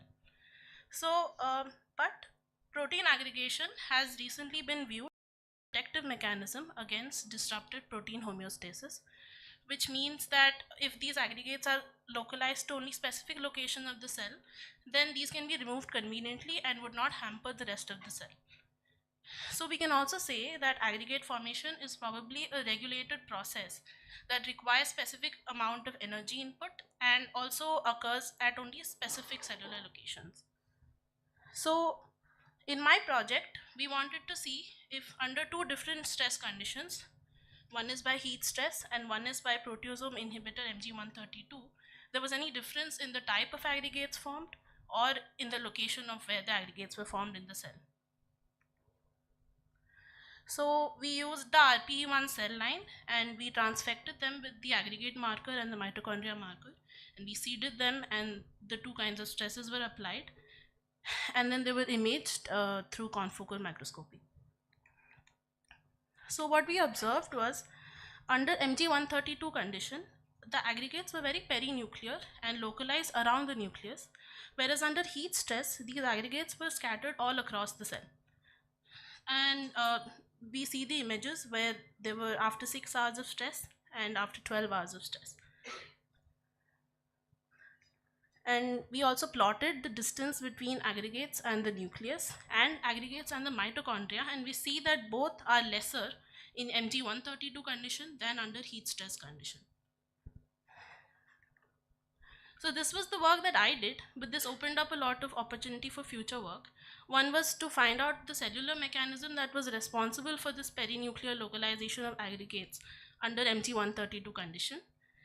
And then the lab that I worked with also established earlier a mechanism by which aggregates would adhere to mitochondria and then could be removed by being uptaken into the mitochondria and then degraded by mitochondrial enzymes. So they termed this mechanism as magic, and they proved that it could exist in humans. So now that we see that aggregates and the mitochondria have very less distance between them under the MG132 condition, it is possible that this could facilitate magic. Another thing that we did was we disrupted actin contraction using the Y27632 inhibitor, but we didn't see much difference in the perinuclear morphology. So we can say that actin flow is probably not involved in this mechanism, but this obviously is up for future work. So I would like to thank my mentor Wu Hongyi and Ti Han for their guidance and support, and my PI Professor Rong Li for welcoming me to her lab, and the MBI intern program and my other interns who helped me throughout the stay there. And thank you so much.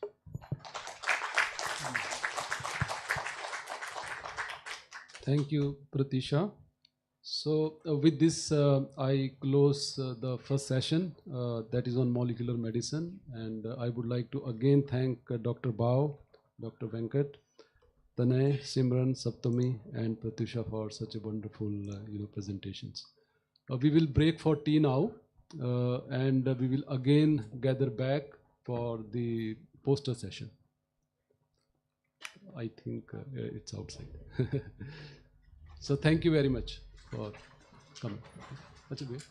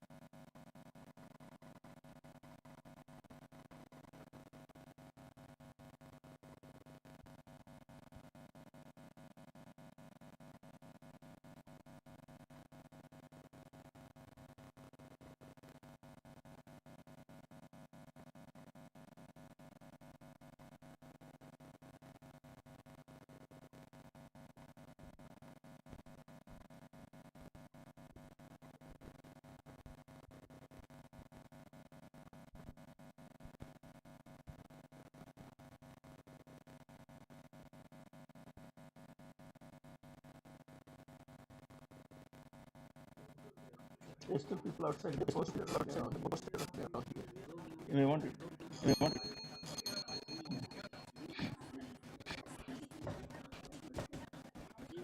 You have to wind it. You have to wind bell ring apparently. And once you do that, it will stop. So you have to keep winding.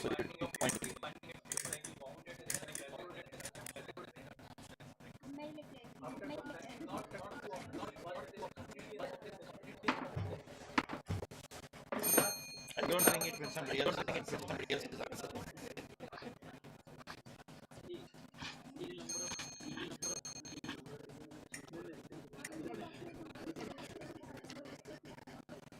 Okay, Nitin, tell me when it can begin. And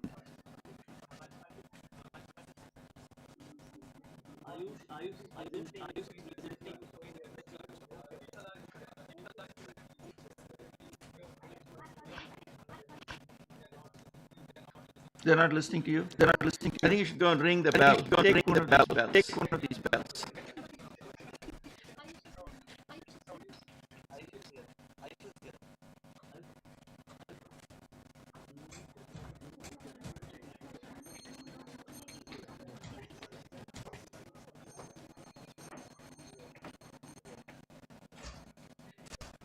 You're all ready.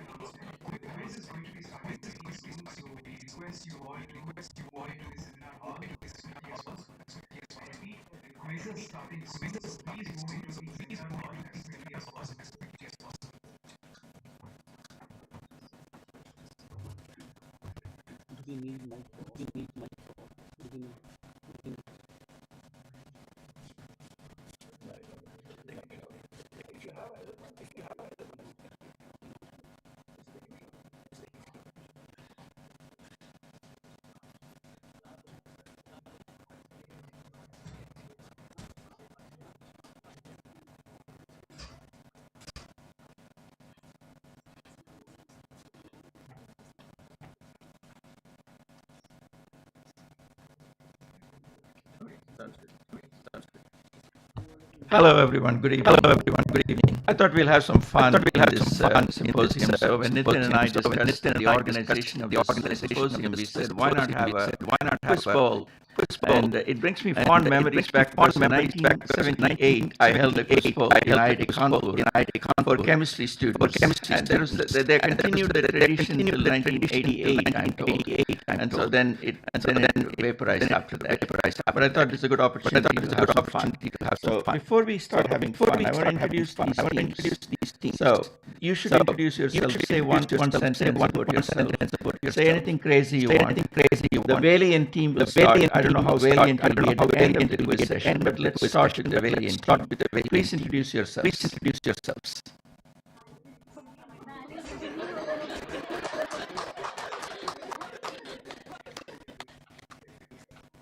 So hi, Karthik here.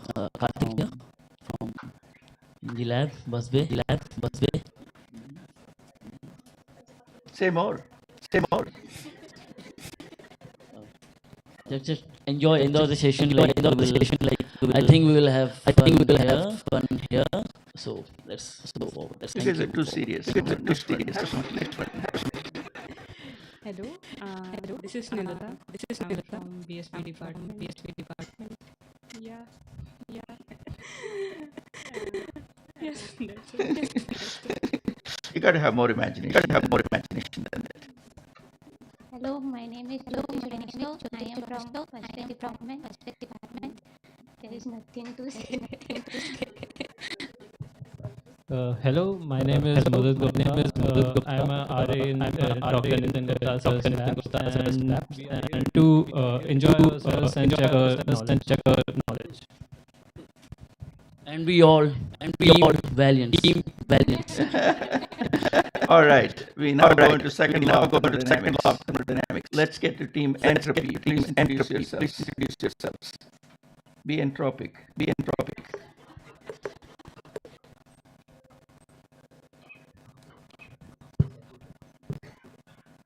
My name is Yash. I'm a fourth year undergraduate, and definitely looking forward to this session. With my friends. Hello everyone, I'm Milan. I wanted to come to this quiz so get to know how much of the stuffs that I have learned remember, because I will be graduating soon. So I'll see how much I remember. Hello, I am Manish. I am 5th year BTech MTech dual degree, and I'm here for this quiz. Hello everyone, I'm Akriti. We can hear you. I'm a third year PhD student, and we are team entropy because we just randomly collected and we like chaos. Let's hope you don't answer the questions randomly. All right, we have got simple minds coming to a complex issue here. Let's listen to your... Hello everyone, my name is Ayush Goyal. I am from BSB department, 4th year PhD student in Professor Prostate and Professor Hamim Zafar's lab. And as our team's name suggests, we are simple minds and we are looking to win this contest. Thank you. Hey, first time. Okay, hello everyone. So I'm Ananya Sarkar, second year PhD student. So I don't know how the quiz will go, but definitely would create some good memories out here. Thank you. Hello everyone, my name is Jayan Das. I am from PhD second year students in BSV department in Dr. Arjun Ramakrishnan's lab. Let's enjoy the quiz. It's the simple. Hello, I am Onik Boshak from BSV, and I am a very simple person with a very simple mind. Fantastic. Okay, here's the rules of the game. You can change the thing, and then I'll introduce the rules of the game. So number one, I think I need to connect, but then you'll know the rules of the game better. Before I do that, all of you have buzzers. Keep winding them periodically, otherwise you may think you're ringing the bell and nothing will happen. So, right now it works fine. So, right, but keep checking periodically, rewinding it. Right.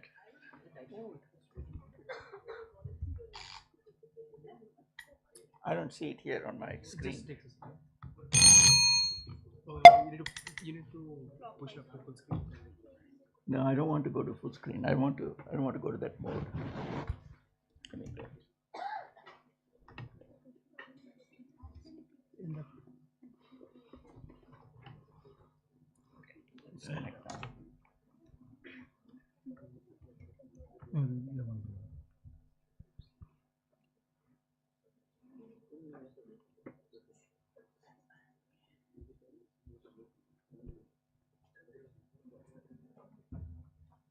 Yes. Excellent. Thank you. Okay, welcome to the Mehta Family Foundation CEM BSB Quiz Bowl. Am I too loud? Okay. Too loud. Okay. Is it better? Is it better? Okay. All right. So number one, here's the rules of the game. I'm sorry for the team in the middle. You're going to have alien team has to look back and strain your neck a little bit. You can turn your chair around a little bit. We have number of questions will be decided as per Dr. Professor Gupta in terms of 6:45 to 6:50, somewhere around that time we finish. So I hope to get 50 questions, 25 pairs in that meantime. So let's figure it out. So we have toss-up questions. I'm going to give you an example, and we have bonus questions. The toss-up question is the one you have 15 seconds after you read the question. You can ring the buzzer. Whichever team rings it first will get the chance to answer. If you answer it correctly, you get the bonus question, and you have 15 seconds to answer. If you don't answer it correctly, the other two teams can ring to answer the toss-up question. They have to answer immediately. There's no time lag. You cannot wait another 15 seconds. Is that clear enough? And then if you don't answer the question, the third team gets it. And if you don't answer the question, third team doesn't answer it, it goes to the audience. The audience is expected to get chocolates in response to successfully answering questions. Okay. Now, if the toss-up question is not answered by any team, the bonus question goes to the audience. It doesn't go to any toss-up team. It goes to the audience. The bonus question is only given to the team that answers the question. Is that rule or the rules clear? Okay. There's no penalty for wrong answers, but you lose your turn immediately. Okay, so that's the rules of the game. Okay, here is a set of examples. I'm going to give one example of this is not a good example because it's more engineering question, but Professor Gupta told me I need to have more life sciences. So I have more life sciences, but nevertheless, I just want to introduce to you what it looks like. We already did the photos of team members. Here's a toss-up question, for example. You don't need to answer it. What is thermal radiation? So you'll have 15 seconds to answer it, and then I'll pop up the answer, even if you answer it, to tell you what it is. It's radiation is the energy emitted by matter that's at a finite temperature. Imagine a team answers that question. Then you get the bonus question. What is the equation for the rate of heat transfer per unit area through conduction? You have 4 choices. You have to answer A, B, C, D. You get 15 seconds. You can consult amongst your team during the time period all the time. And then if you answer this question, you get 20 bonus points. It's 30 and 20. You got that right, number right. And then we go to, this is the modality by which, and this is the answer, rate of transfer is directly proportional to temperature gradient, inversely to path length. The answer is A. Okay, I'll highlight the answer in each case. Sometimes I'll provide you some explanation. There are a lot of fun questions here. This is just a bad question to tell you how bad it can be. So we have some fun questions. All right. Any questions at this time from you, the teams? Are you clear? A little more confusion about the bonus question. So, okay. The toss-up question, whichever team answers the toss-up question gets the bonus question. It is not passed to any other team. It's really a bonus. Okay. And what if the same team does not answer the bonus question? The audience gets the bonus question. Oh, all right. Thank you. The audience is the ultimate arbiter. Right? I have answers to all the questions, but in turn, you have the right to contest that the answer is wrong. In which case, Professor Gupta will decide whether I'm right or not. I don't think it's going to happen, but we'll figure it out. All right. Any other questions? Thou shalt speak or stay silent forever. Okay? Are we ready? Okay. Question number 1. Oh, he wants some water. So let me wait till he gets some water. Otherwise, he will say that we are depriving him of ability to answer. No, I'm joking. I have it. No, give it to me here. The teams want water.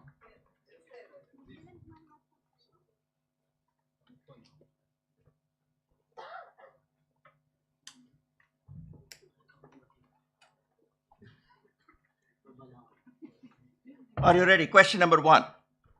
15 seconds to answer. What is the difference between paralogous genes and orthologous genes? Okay. We have 15 seconds.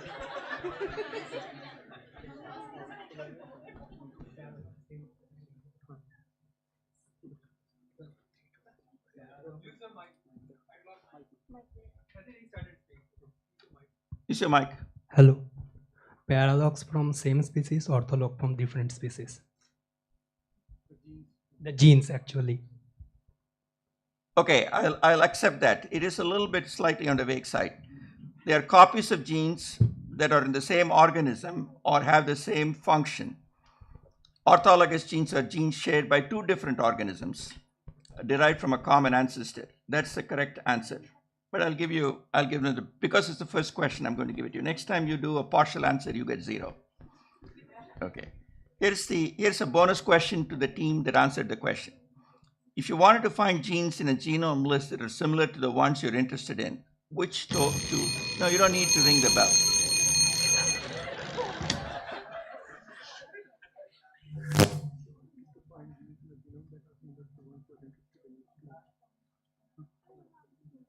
Blast. The answer is wrong. The audience? Wrong. You have 1 in 50%. You have 50% chance of getting it right.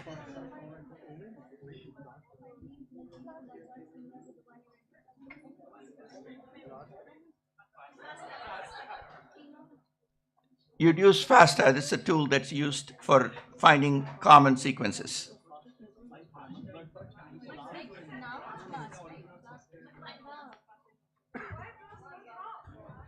But blast was also, I think the blast was also the correct answer. BLAST doesn't do the alignment of the sequence. FASTA does the sequence alignment, which is the reason why FASTA is the sequence.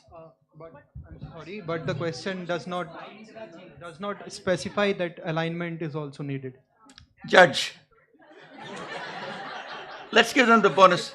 We gave them the benefit of doubt in the first part, so in the second part we'll not give. Let it go. Okay. Sorry, judge has spoken. You know. Okay, all right.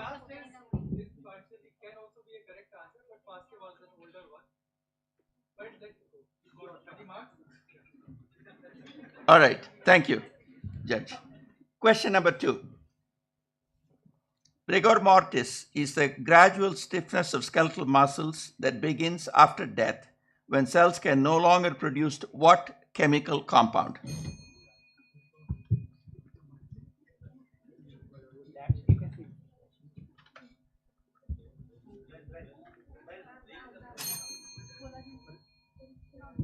Who rang the bell first?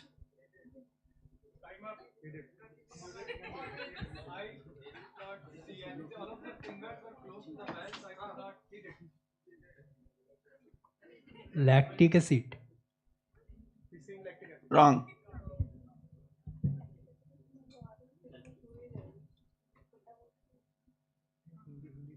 Calcium carbonate. Wrong.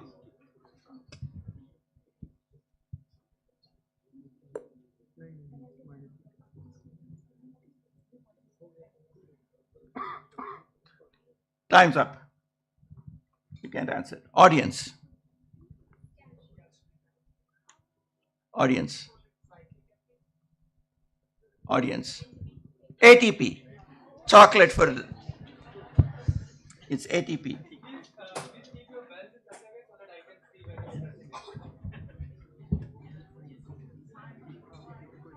Okay.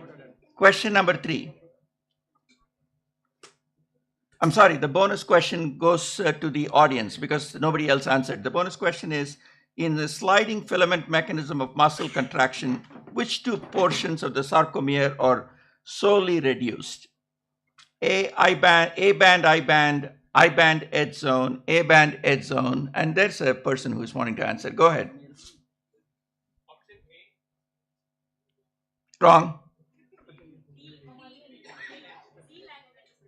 Wrong. You're only 1 in 2 chance.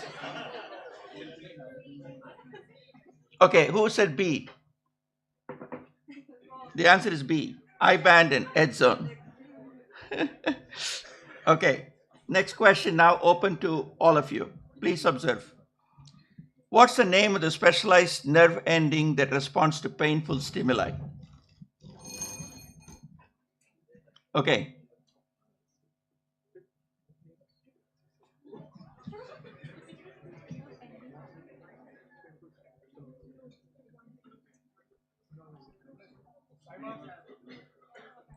Time's up. Okay. Any other team wants to answer that?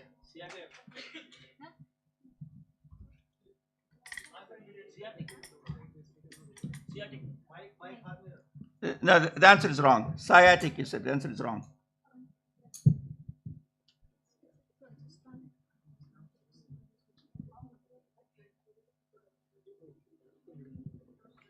Time's up. Audience.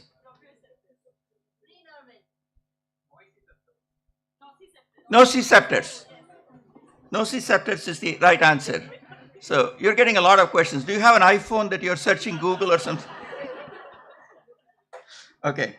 Here's a toss-up question for the audience.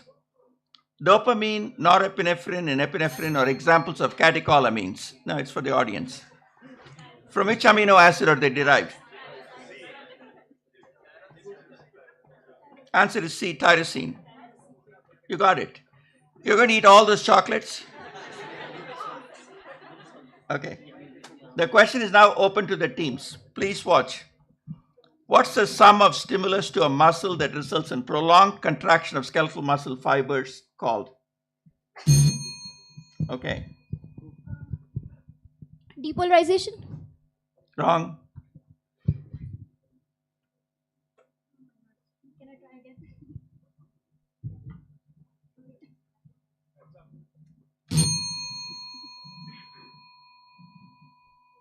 Okay, time's up. Audience. Audience is winning by a large margin. Yeah.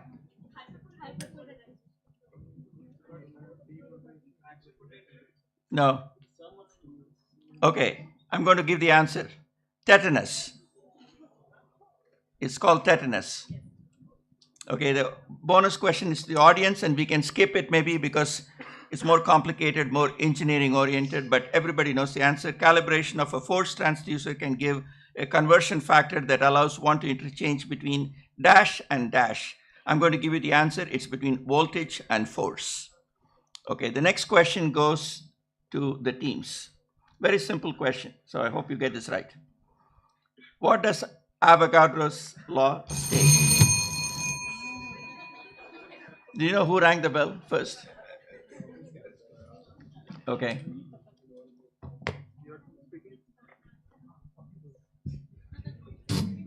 Hello. Sorry.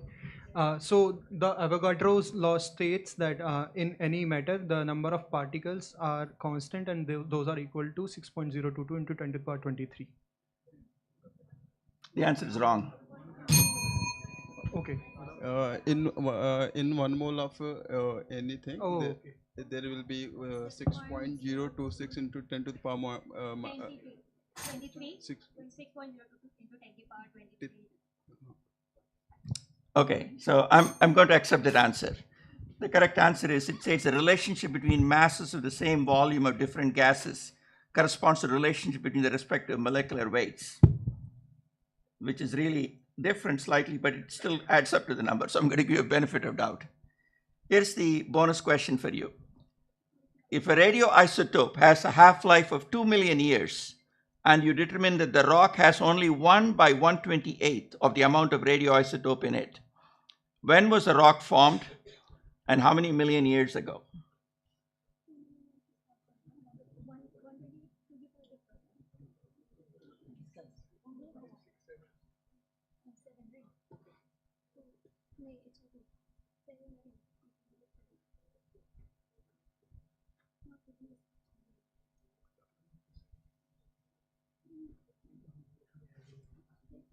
Is the time up? Or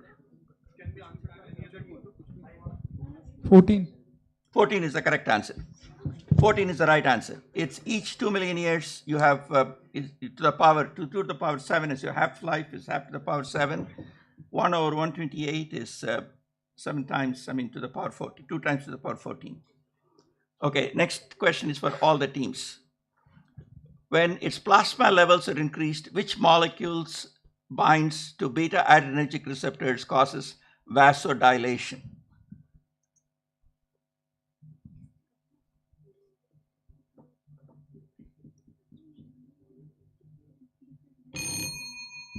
Epinephrine. You want to qualify? I was actually always confused between epinephrine and non-epinephrine, but I presume I'm going to give them the benefit of doubt. Okay, it is not epinephrine. Epinephrine and not epinephrine. Okay, good. I'll accept your answer. The next question is, which of the following, it is for your team, which of the following would not affect the stroke volume of the heart? Activity of the parasympathetic nerves to the heart, activity of the sympathetic nerves to the heart, increase of plasma epinephrine, increase of venous pressure.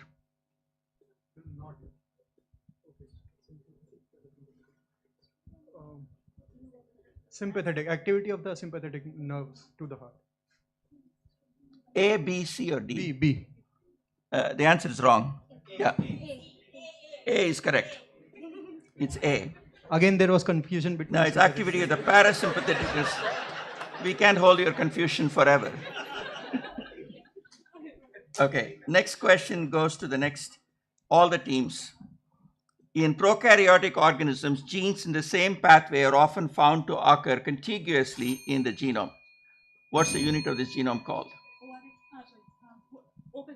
Operon is the correct answer. So the team gets on board. So give them benefit, 30 points. Here's your bonus question. Oxidation of NADH molecule in mitochondria can pump X proteins across the inner membrane.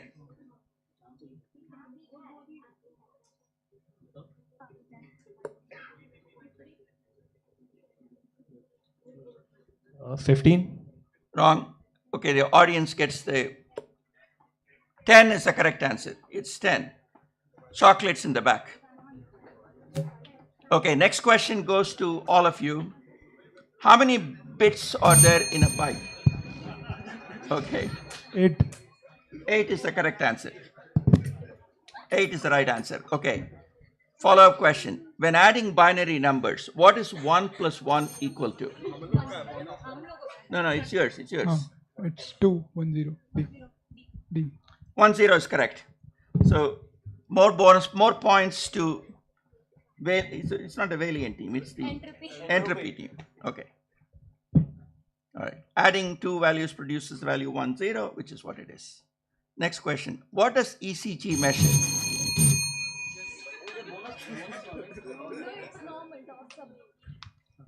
It measures the heart activity. Electrical conductivity. What you want more? Be precise. Okay. Time's up. Okay. Electrical conductivity of the heart. Okay. You're the next ones who rang the bell. It measures the QRS potential of the heart. Okay, I'm going to accept this answer. It's the amplified recording of electrical potentials that are generated by the heart over time. I think the over time part is very important. Okay, here's the toss-up question, bonus question for you. In ECG, the QRS complex characterizes what phenomenon in the heart? Depolarization of the ventricles. Depolarization of the ventricles is correct. And in fact, its duration, amplitude, and morphology is useful in diagnosing cardiac disease states. I would like to thank Ubad. Okay, all right. Next question to all. Rajesh and Nitya are both heterozygous carriers of rare autosomal recessive mutation called gulab jamun fingers. They have 2 children. What is the probability that both children are affected with this devastating disease? What is the probability?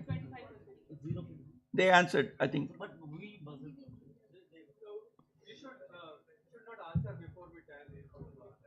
Okay.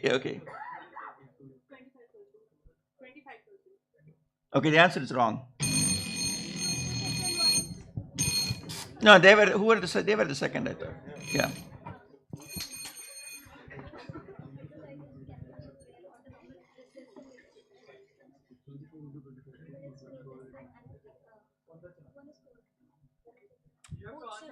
Yeah. Wrong.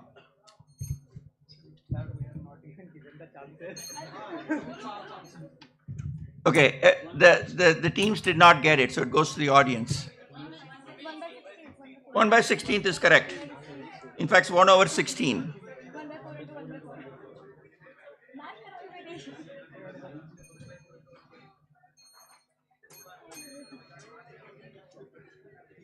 You know, Too hard, the norm has gone in.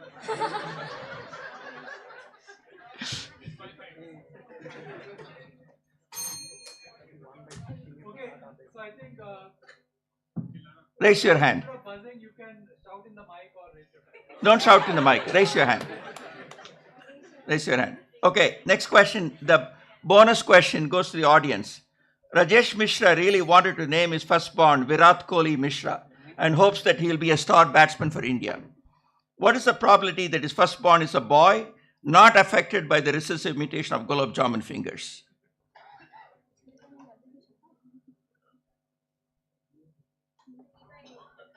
Three by 8 is correct.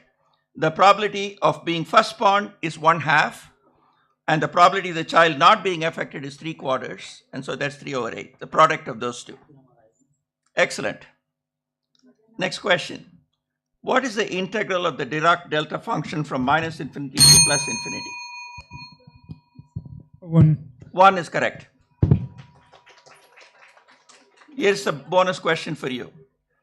What sorts of functions are represented by the Dirac delta function? Step function.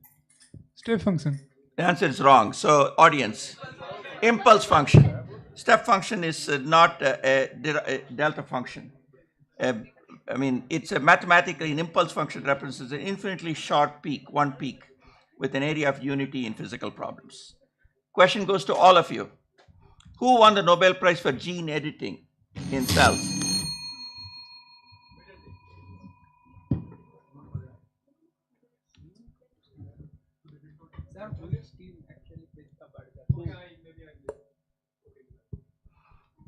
For CRISPR-Cas9 editing, gene editing, it was won by Emmanuel Charpentier and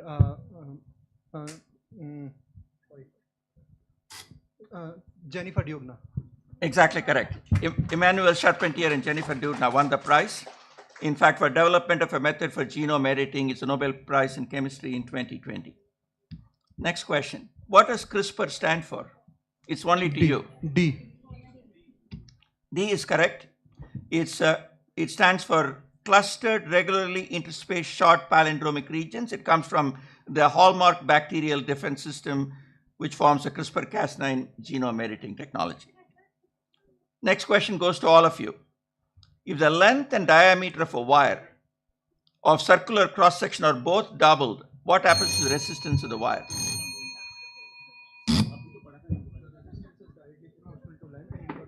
Who rang the bell? It is doubled, right, to 2 by 4, 1/2 the resistance. It's halved. That's correct. It's halved. Good reasoning. Next question. Two conductors are joined. This is to your team. Two conductors, simple-minded team. Two conductors are joined by long copper wire. What happens as a result?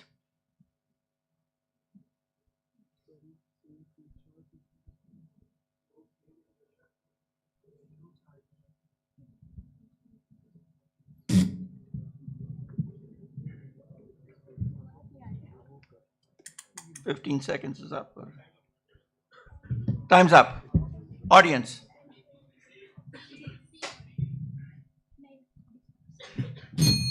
C. You got it right, C. So each conductor must be at the same potential. Okay, all right. Next question goes to all of you. How many ATP molecules are created?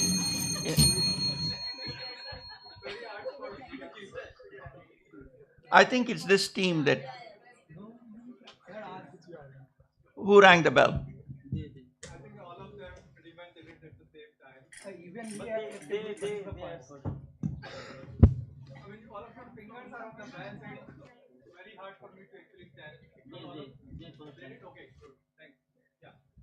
Two ATP molecules. Okay, the answer is correct. It's 2 ATP molecules. It's actually 4 are produced, but 2 are consumed. So it's 2 ATP molecules.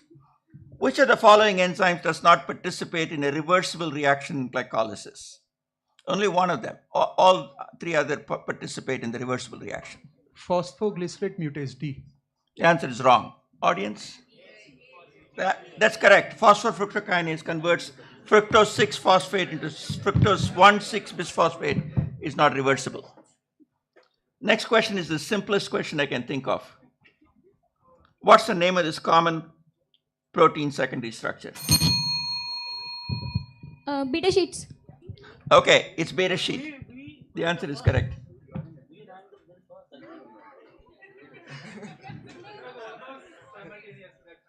You get bonus points for honesty and for, we'll give them some bonus points at the end for. Okay. All right. Which of the following exotic names is not the name of a structural motif involving beta sheets? Greek key, beta blades, jelly roll, beta propellers.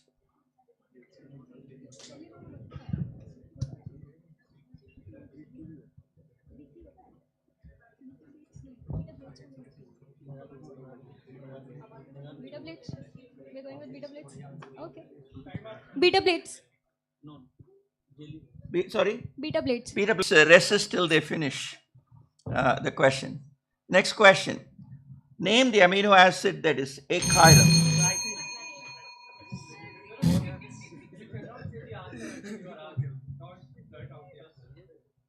What should we do? Okay, we should skip this question. Let's skip this question. So glycine, I'm going to skip this question also. Okay, raising your hands. Okay.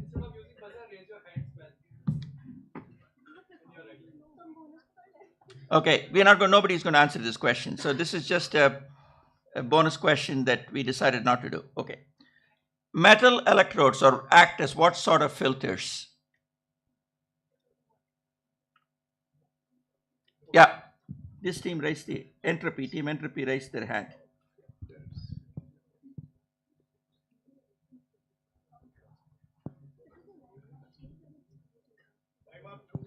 Time's up. Any other team? Audience? High pass filter. Whoever said that gets a chocolate. It's called a high pass filter. Okay, next question. Also a tough question. Bonus question to the audience. The following circuit is a simplified analogous circuit for the following. Which are the following? Intravascular pressure transducer, extravascular pressure transducer, resistive transducer, device for measuring how smart you are. Say again. Did I hear D or B? B. B is correct. In fact, it is represents V in represents the blood pressure, V out represents the blood pressure at the strain gauge end of the catheter, and so LC represents the internal fluid flow, RC represents the resistance, and CD represents the compliance of the strain gauge diagram. Since you're doing engineering, I thought it would be good to know how you can translate it into a model, electrical model. Next question. When an ice cube floating in a glass of water melts, what happens to the water level?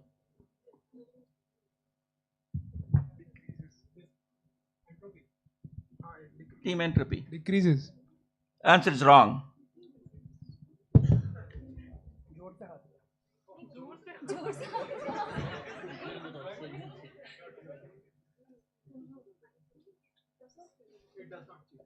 It does not change. In fact, it stays the same. It doesn't change. Here's the toss-up question, here's a bonus question for you. Consider a brick that's totally immersed in water. The long edge of the brick is vertical. What's the pressure? What is the pressure on the brick? Where is it highest? That's the question, really. Is it same, high, low? That's what it is. Greatest at the bottom, greatest at the side.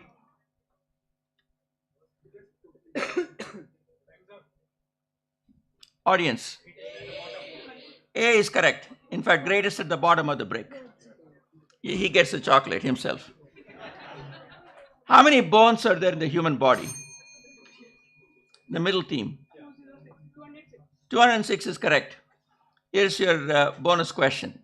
The hip joint is most analogous to which of the following joints? The pivot joint, hinge joint, ball and socket joint, open joint. Answer is wrong. Audience. Ball and socket joint. The hip joint is similar to ball and socket joint, allowing free range of movements of the leg. Chocolate, more chocolates to you. Okay, next question to everybody. How are two vectors related to each other if the dot product of these two vectors is equal to 0? The judge. The judge has been observing. They're perpendicular. Judge. Perpendicular. Answer is, well, be precise. When you're talking about vectors. They are perpendicular to each other at 90 degrees. The angle between them is 90 degrees. 3-dimensional space, they are perpendicular to. I'm not going to accept that answer in algebra speak. You're talking about vectors. So. Time's up. The middle team, I think. Orthogonal. vectors will be longitudinal to each other, and cos theta will be cos 90 and 0. Okay, the answer is wrong. You got a last chance. Speak up now or stay silent. The cosine of the angle between them would be 0. 90, sorry. Okay, I'm going to ask the audience. Orthogonal is the answer. And I mean, you could say, of course, everything that was said was not wrong, but it's not the right use of words. You've got to be precise. Here's the toss-up question, and I don't expect anybody here to answer it because it's not answered by anyone here. So M and N matrix, M by N matrix, where M is unequal to N is invertible if determinant of the matrix equals 0, column of the matrix are linearly independent, matrix is not 2-row equivalent of the matrix, or the matrix is not invertible.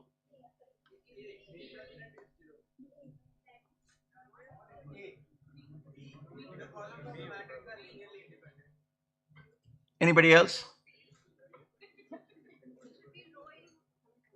Anyone else? Okay, nobody answered correctly. B. The answer is D, the matrix is not invertible. Next question. How many nitrogen atoms are in 1 mole of nitrogen gas? The middle team. The middle team. I saw the hands raised. Okay. Wrong. 2 times 2 times 6.023 into 10 to the 23 is the atoms. No, I think they did before. Yeah. Okay, here's what temperature do all perfectly ordered substances have the same entropy? Team entropy cannot get it, unfortunately. So 0 degrees Kelvin is correct. That's the right answer. What was Alfred Nobel's famous invention?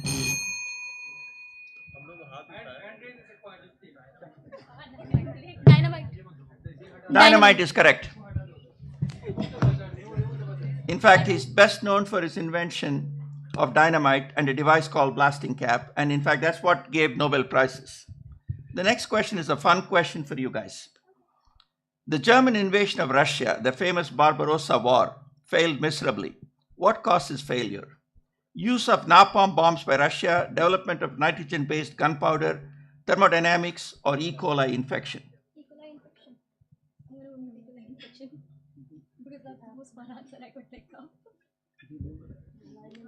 Okay, did you answer? E. coli infection. Wrong. Audience. Thermodynamics. In fact, thermodynamics is responsible because of the following. So they had used tin in all their dresses, and tin undergoes a phase transition and crumbles at less than 13 degrees. So when the temperature went down, when the winter came, they lost their pants. And so as a consequence, they couldn't continue. This is not a joke. This is really recorded historically. They lost their dresses. As a consequence, they just retreated and they lost miserably. So it's thermodynamics that was responsible for not knowing thermodynamics can hurt you.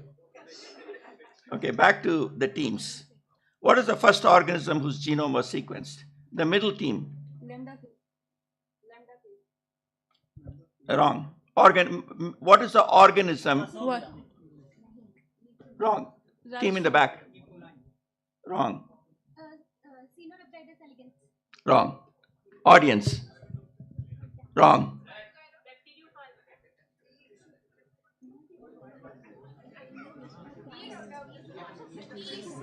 No. No. I'm very surprised that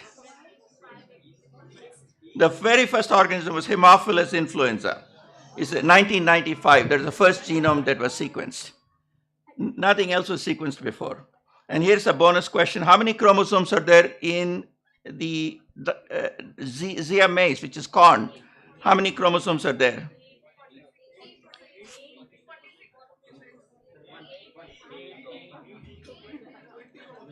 20 is correct. 20 is the right number. 46 is human, 8 is fly, 1 is E. coli, 20 is corn.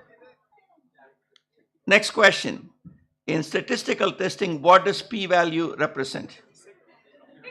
Significance. Significance. Significance. Can you be precise? I mean, when you compare the two data sets and you wanna see if the like change in Acceptance or rejectance of null hypothesis. No. So p-value is, I guess people will judge me for this answer, but the p-value is if we are testing, let's say there are 100 samples, and what is the chance of... Be precise. It's one single terminology that helps you. Okay. Yeah, middle team. One single terminology.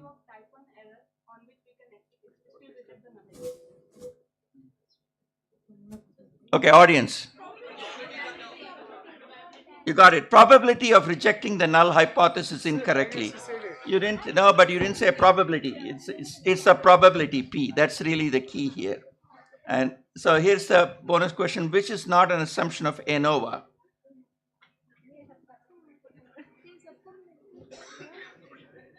Audience. It's an audience question.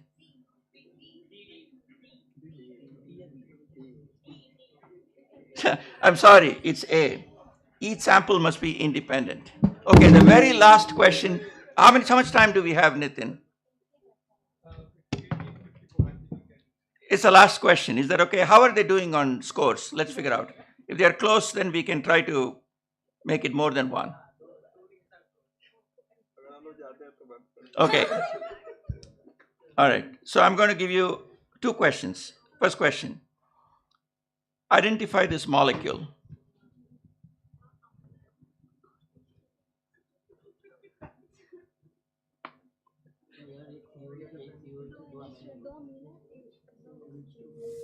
The middle team already raised their hand. Be precise. Be precise, because you look at the structure there. I've got all these different lines types. Dotted lines, and why did I put all those dotted lines and thick lines and all those? Okay. D is paragene. Wrong.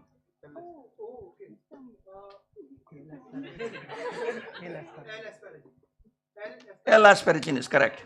In fact, it's L-asparagine, but I don't accept asparagine because it's L. I put all those lines specifically to get you the stereochemistry right. Okay, this is a question for the audience. No, for you guys. What does ELISA stand for? B is correct. It's enzyme-linked immunosorbent assay. Okay, the very last question for the tournament here.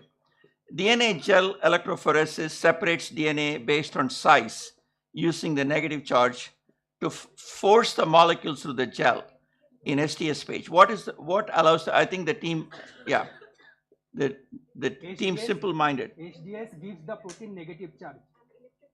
What does STS stand for? Sodium dodecyl sulfate. Okay, sodium dodecyl sulfate denatures the protein and coats it with negative charge. So you got it right. Okay, here's the last bonus question for you. 2D gels separate proteins on the basis of what 2 properties? Isoelectric point and molecular weight.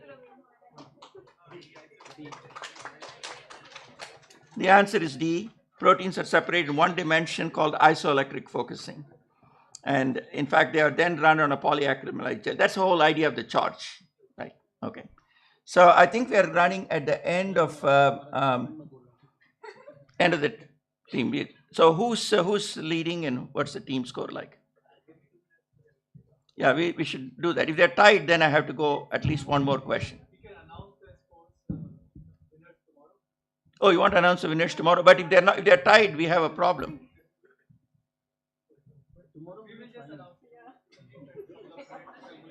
Now I'm saying if they're tied, then we will have to break the tie.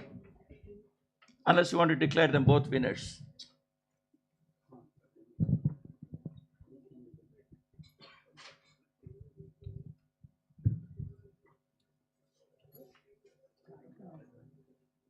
I think I made it tougher than usual. So, I mean, everybody seems to have gotten a little bit. I'm sorry, guys. Next time we'll make it easier.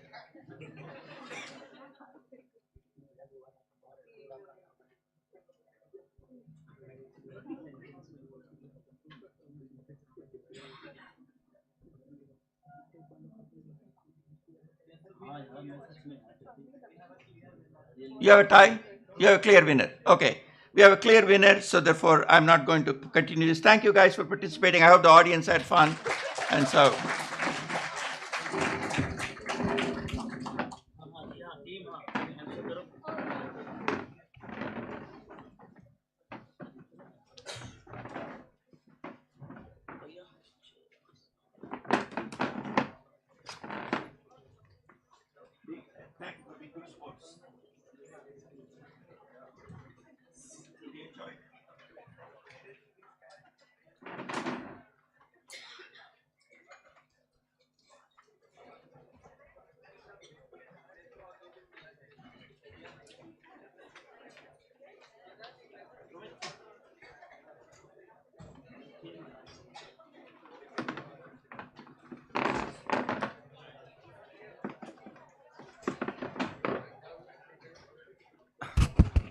Hi everyone. So this was a fun event, and now we are going to have a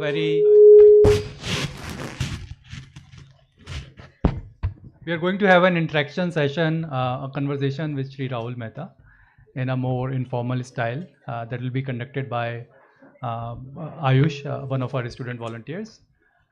So just please get settled, and in a minute or so we'll start.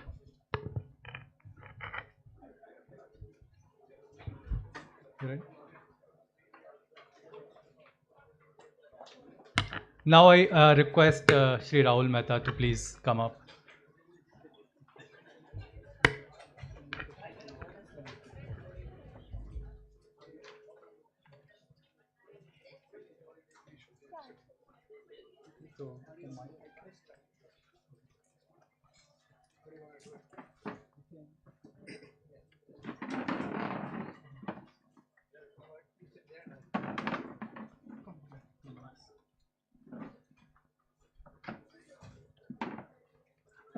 Student volunteers, can we get 2 mics here, please?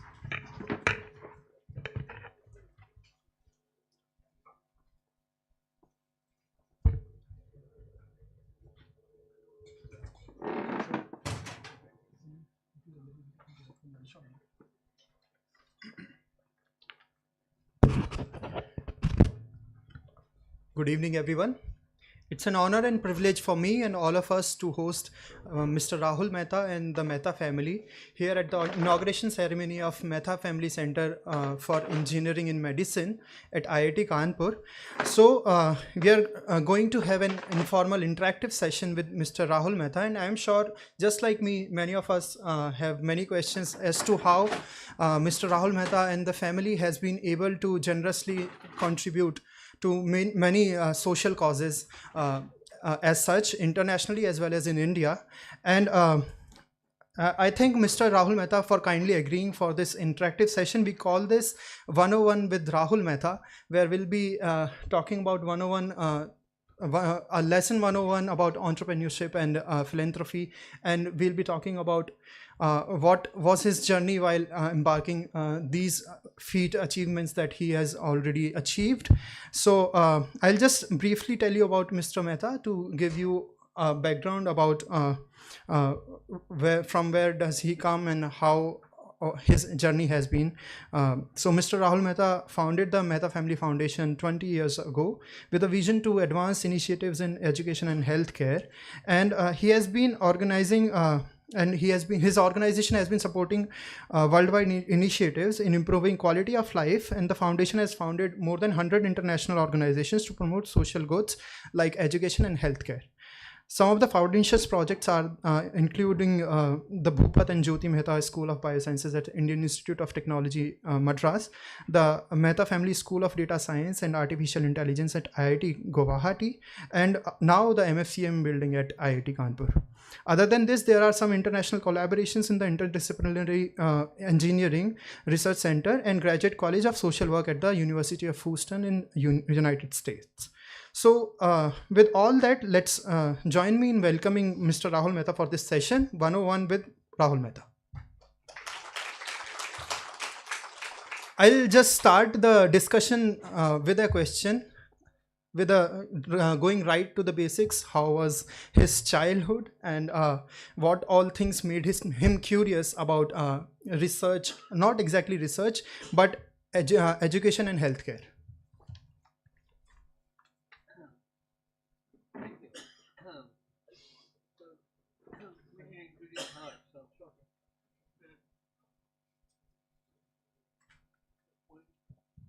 I'm Shushmita from Bushra Ma'am's lab.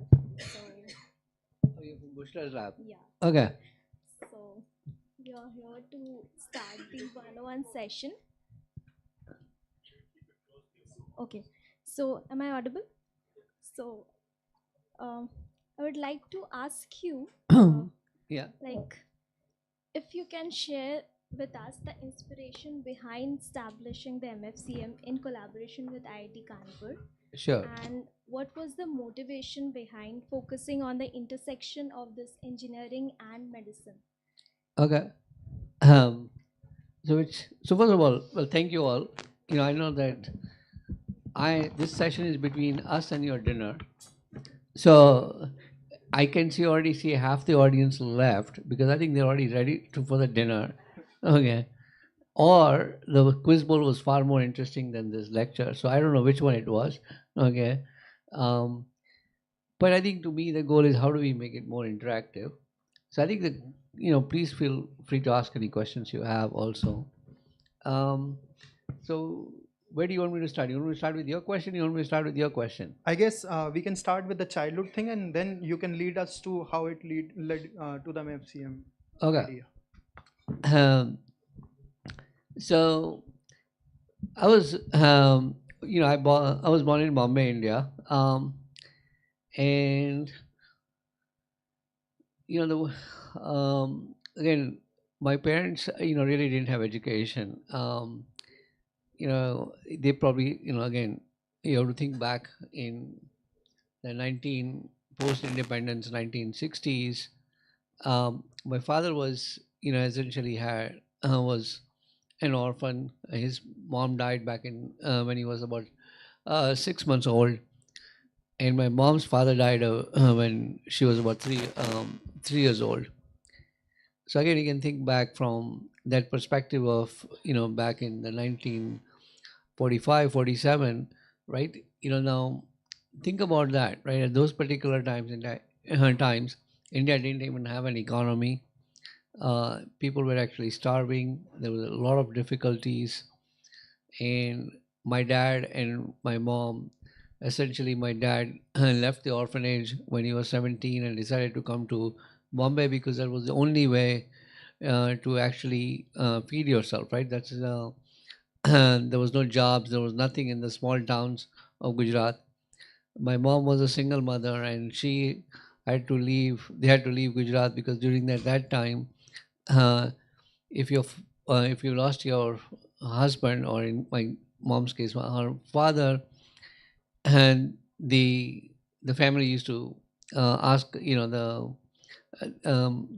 basically they asked my grandmother to leave because she would be a burden on the family. So now here is my mom and my grandmother. They both are roaming around Gujarat and finally find their way to Bombay. And once they came to Bombay, they met accidentally, and then so in some ways our childhood was very normal in a way. A lot of struggle, like a lot of many of you probably don't even know, probably don't even realize that time India didn't even have sufficient food to eat.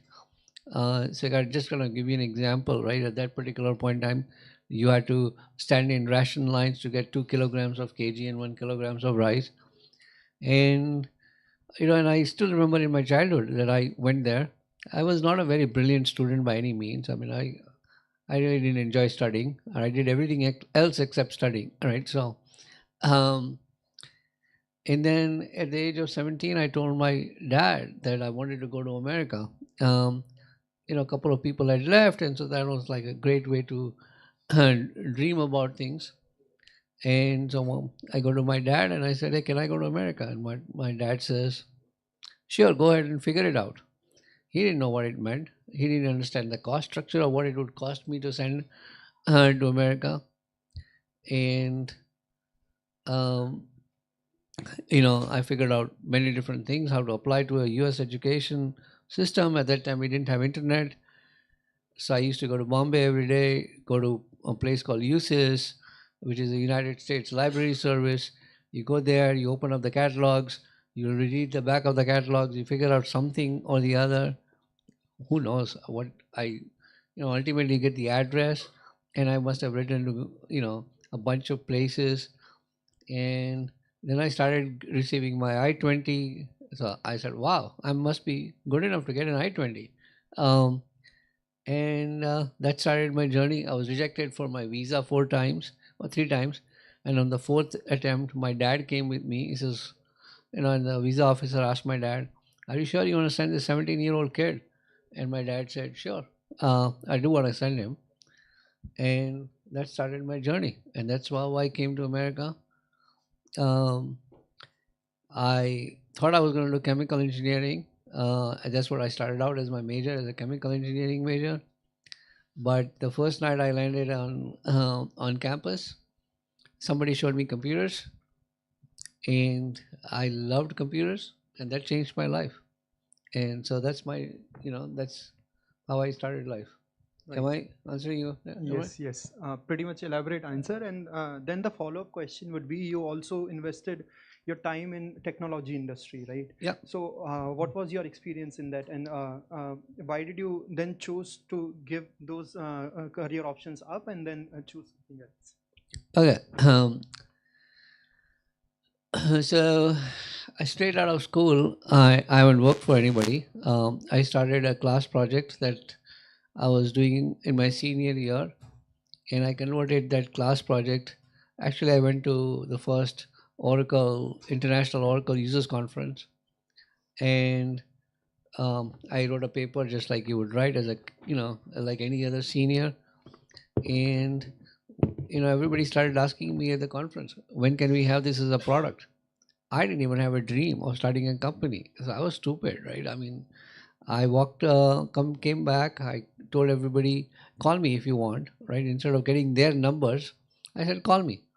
And one particular person, I still remember everybody's name. So Tony Amreso from Siba Gaigi, he called me and he says, Rahul, we need your product, absolutely. I said, okay. And so I took my class project and converted it into a product, and gave him this thing, and that's how it started the company. And slowly by slowly, right? I mean, if you look at my first year, I made $2,500, and that's not, in some ways you can say that's not even sufficient to make a living. I probably made more. I would have made more money working at McDonald's house, McDonald's, right, flipping burgers. But just something just keeps you going, right? And so second year, I made a little more money, but then by the third year, I was very well set. And actually, my initial dream was only to make enough money every year than what my classmates were making working for somebody else. I really didn't have any other dream. I was very simple. Can I make more money? If I was going to work for somebody and I was going to make $25,000, then can I make $25,000? And that's all my dream was. But ultimately, slowly by slowly, things get, I made more and more sales, and I started hiring more and more employees and more customers, and the cycle started. And once that cycle started, I never looked back. And so I went on to build 4 different companies, one after the other. The first one was clearly hardest because you don't have the money. The second one is actually harder, more harder in some ways, because once you build the first one, there's a lot of pressure on you, and both internal pressure as well as external pressure. The internal pressure is the first one of look, or do you have skill? The external pressure also is that, right, if you fail, are you going to be able to live with yourself, right? And so what you will find that most people in life are so afraid of failure that they will never do a second company. Okay, they want to live their life with the first company being a success, and that's what they will end up at. And I tell a lot of people that if I had not, if any of my companies had failed, chances are I wouldn't be sitting here. And so that's the kind of journey that it takes, and that's what I did. So, and that's when, and I started my foundation after the first one. I whatever I made in the first company, I created a foundation, and that was the basis of my my journey. Go ahead. I wanted to ask, like, when, like, you decided to start this entrepreneur journey, like, what triggered you, and what was the passion behind it? Like I told you, at the end of the day, when I was in school, again 20, 21 years old, I in some ways, like I said, my original goal was I just wanted to make more money than my classmates did. And, I really, in some ways I was, you can call it as a goofy kid, right? I mean, I used to I loved working at the computing center. And I really never thought I would ever leave the computing center at, where I worked. But then one day I left and I started this journey and I never went back ever. So, I mean, it's, so in some ways you can say I was very motivated. Once I started my own company, the motivation, I was very motivated. The first company, I probably worked day and night for 10 years, and I didn't know what a day meant or what a night meant. But that was joy, just total joy. Right. So I'd like to ask, at an age where most of us think of retiring, you decided to join an MBA program at Stanford. So what was the motivation behind that, and what message would you like to convey to all of us that regarding that it's never too late? Oh, well, first of all, let me just clarify. It's not an MBA program. It's I went to Stanford last year in 2022. And it's a unique program called DCI. But I think your answer is, the question is still valid, right? Why did I go back to Stanford and be a student again? I think one of the things that I feel is that everybody for me personally, I feel like I want to be a lifelong student. I love learning. I've taken very interesting courses at Stanford. I have gone and I've taken classes on climate, society, international relationship, political economy. I can go on and on, global health. And sometimes I think that how ignorant I was had I not gone to Stanford. So I think by going to school back again, I think it has given me a new perspective in life. And I highly recommend anybody to get a chance. I think one of the things that I feel like is the education system actually only says that, the world has created this education system where it says you have to go, go finish your high school, then you go finish your BTech, then you go finish maybe MTech. But I think the real value of education is actually what you do after that, and how do you fundamentally constantly challenge yourself to learn new things. It doesn't have to be a formal education. It can be courses online, it can be courses offline. Today there's just so much, so many things that you can learn online even without a cost. I think they are fun, Right. So as I was speaking to you, that there was a security guard, and I think majority of us, they have this curiosity question that as to what was the motivation behind this philanthropy work that you have started and helping the education system as well as the healthcare system. And other than that, there are other collaborative institutes in various international institutions as well.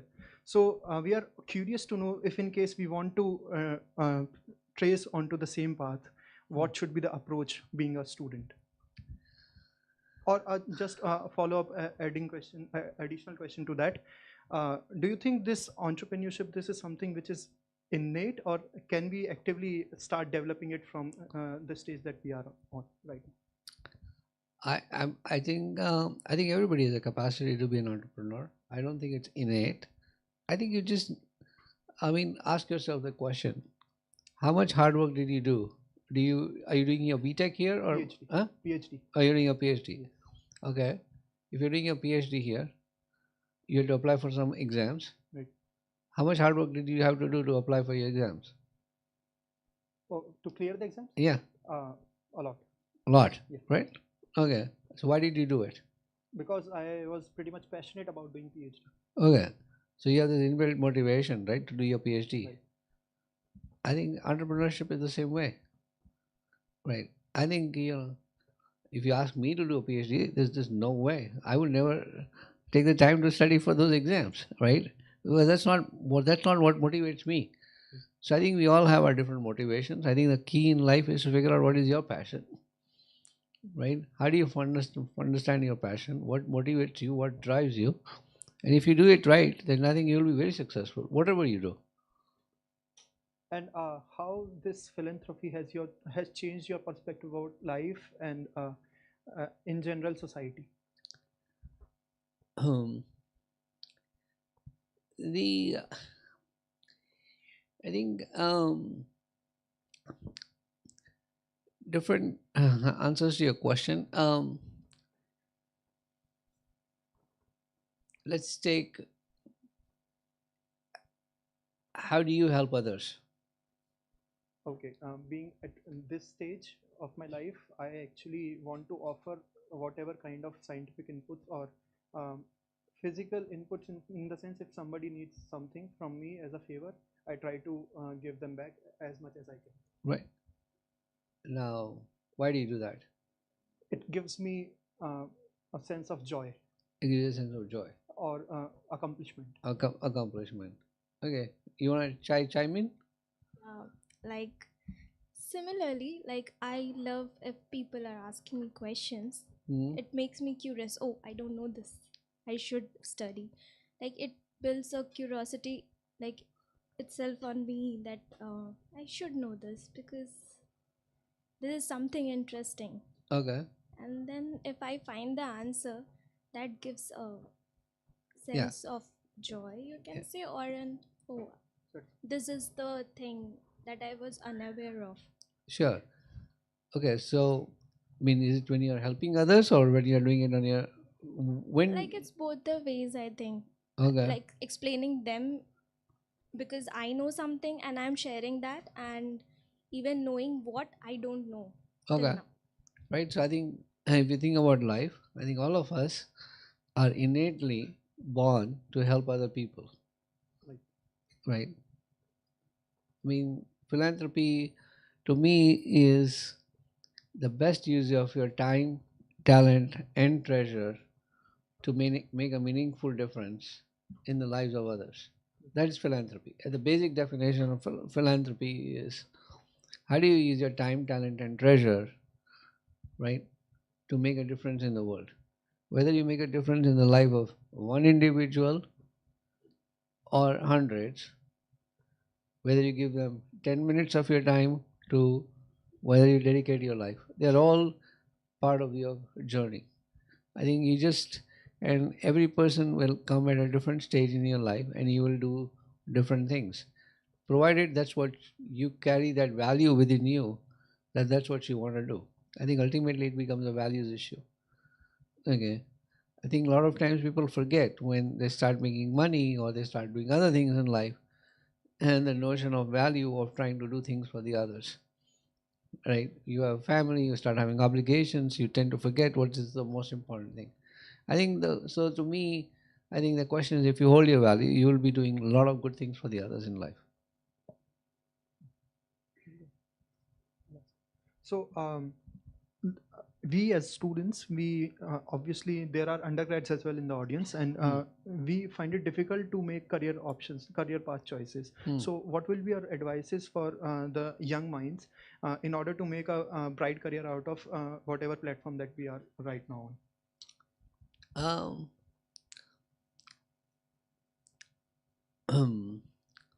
I think career is, first of all, one thing that I think you have to ask yourself is what is the definition of a career, right? Is it a career definition that your parents have given you? Is it what the society has given you? All right. I think to me, the real challenge in life is to know yourself better, to know why you are doing certain things and what is your main function. Okay. Because, I think I meet so many interesting people in life, right? So many people have this traditional notion that the career is, let's say you are a computer science major in this country, your traditional notion is I'll go graduate with a BTech in computer science, whatever it is, and I'm going to go work for Google and Microsoft because I'm going to get a high pay package, right? In that case, their motivation is money because all they're looking for is a salary. Clearly, they are motivated and passionate with computer science also, but the goal is ultimately they want to focus on the money. I think, on the other hand, I met a lot of interesting people who have done their PhDs and they are saying, I want to go start a non-profit because that's what motivates them. So I think to me the challenge is how do you fundamentally understand what is going to motivate you in life, and can you be true to yourself? Then I think your career choices will become very easy. Okay. Yeah. From I think- audience, we can take questions if you haven't to ask.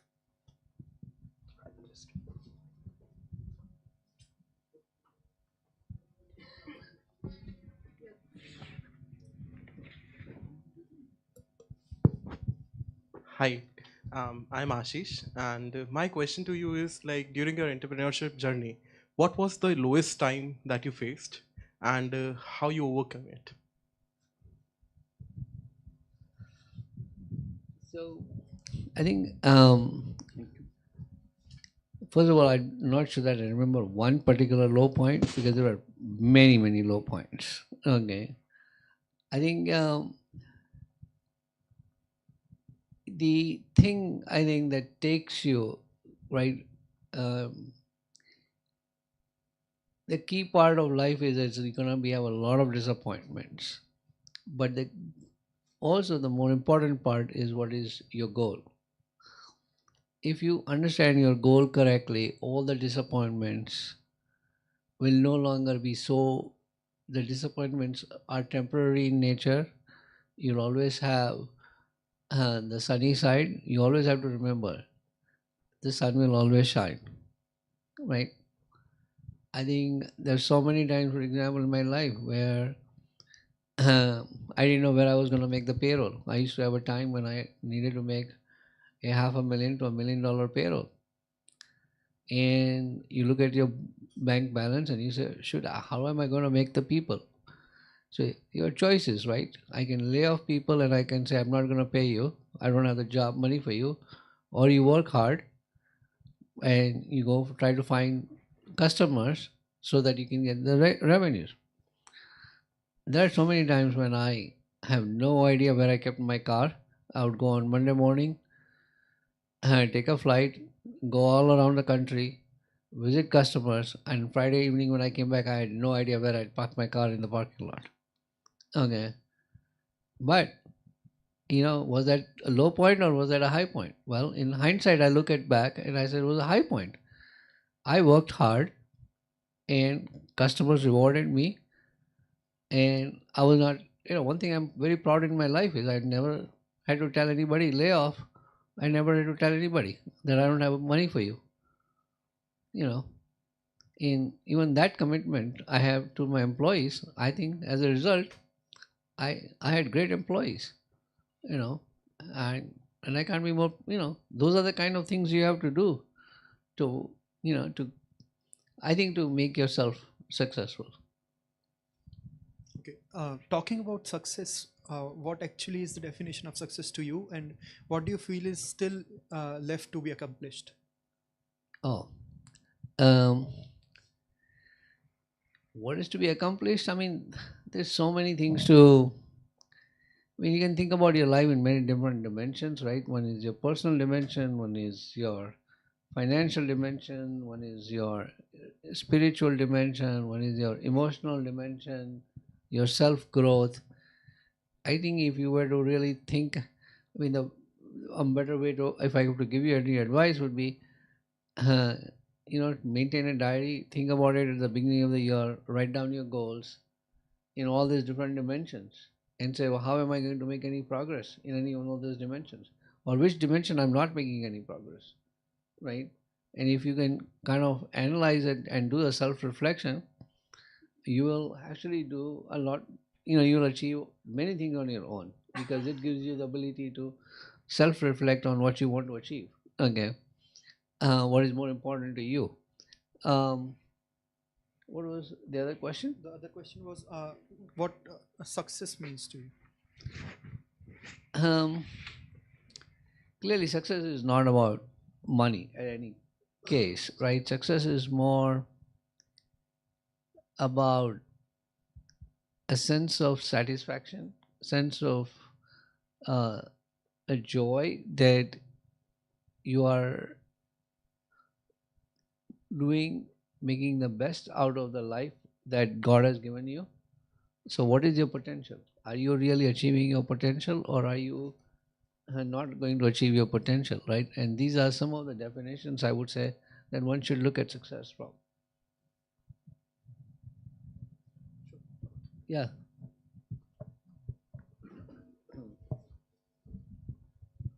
Curious to know, you chose the area of computer science, and that was your passion. You had 4 companies that you had in the same area. But when you moved to philanthropy, you chose to support the cause of education and healthcare, and more so in India. How did that decision come about?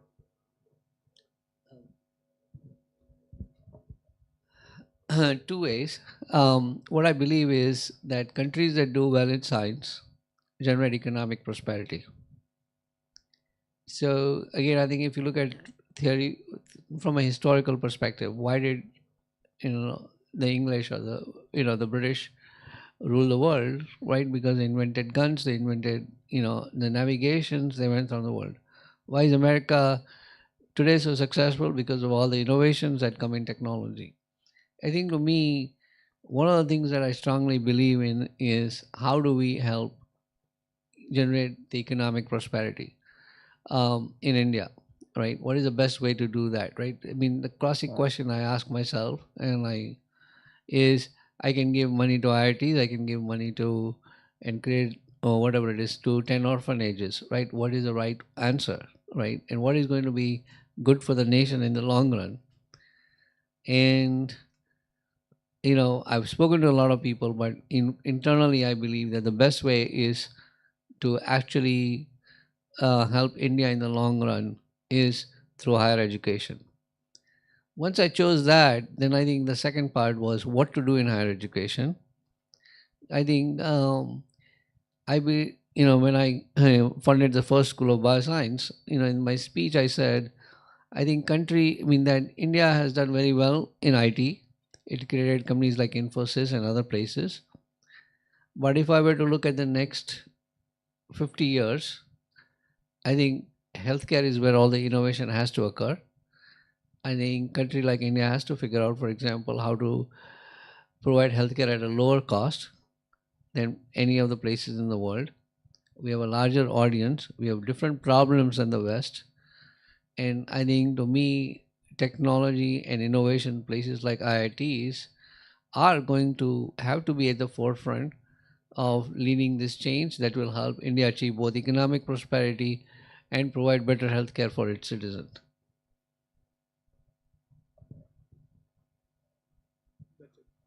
That's it.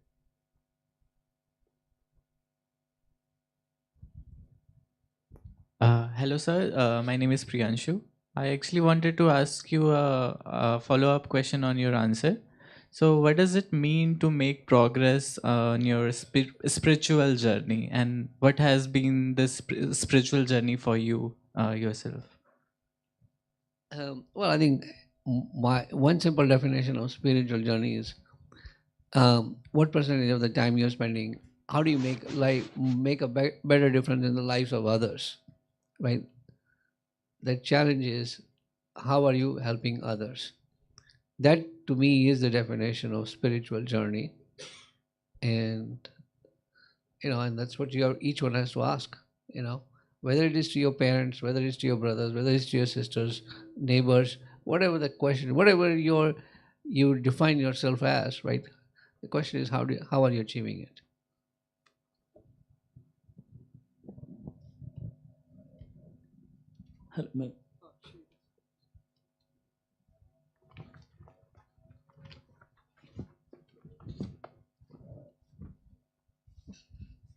Hello, sir. My name is Vijayata. I wanted to ask you, in the start, you mentioned that you switched your choice from chemical engineering to computer sciences, but you were very young back then. How would you say, like, when should a person, is there a time that one should stop taking decisions like those? Or I want to ask if there's a time that those kind of career changing or maybe life changing decisions one should be careful in taking. Would they be considered rash, or they are like fine if you are passionate about it? So let me give you my personal examples of life, right? One is, let's say, to me, going from chemical engineering to computer science was not a very big decision. I think the harder decision, for example, was what I call as different pivots of life. Okay. When I decided that I didn't want to build any more companies and I was going to dedicate my life to my foundation and philanthropy, that was actually a bigger decision to make, because that decision involved my own identity, right? My identity was, before that, my identity was the CEO, okay? My DNA, right? Everything was all around my companies. So now, if you are not doing that, even today, when people ask me, what do I do? And I say, I run a foundation, half the people think I'm unemployed, okay? Right? People don't really understand what I'm doing, right? Even sometimes your own parents don't understand. My mom thinks that I don't do work. She tells people I'm retired. Okay, well, actually, I'm more working hard sometimes than when I was actually building a company. But to her, I'm retired because I'm not earning money. My point is that you gotta have. So that was one pivot in life. Then even if I take what I did last year to go to Stanford, that was a big pivot. Okay, I lived in Houston. I never left home. I am now going to Palo Alto. I got a new apartment. I lived a new life. I went as a student. I had my backpack on. That was a huge identity challenge again. I'm sitting next to undergraduates. I still remember what I call as my first day of class. I go there and I'm like, first of all, the question is, do I belong here? I had what I call as, the imposter syndrome, right? I may not belong here. Can I even ask a question and will people think I'm dumb, right?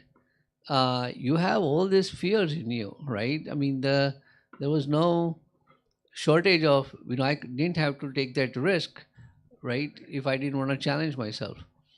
So I can give you plenty of examples in life where you have to pivot. And when you pivot, that's where your growth is. Your growth lies in change. Okay. Your growth lies in accepting new things. I think if you do it carefully, you will have a much enriching journey, right? There are people who are, for example, MDs who go and become a doctor, then they come back and they want to become an academics, they want to go back and start a entrepreneurship, then they go back and do something completely different, right? And those are the people that actually you meet who are, I think, very inspirational, because they are not willing to follow your traditional life path. They have taken the risk, they have successfully navigated from one phase of life to another phase of life. And I think that courage that you should have, that courage when you can develop on your own abilities, you will have a very different life.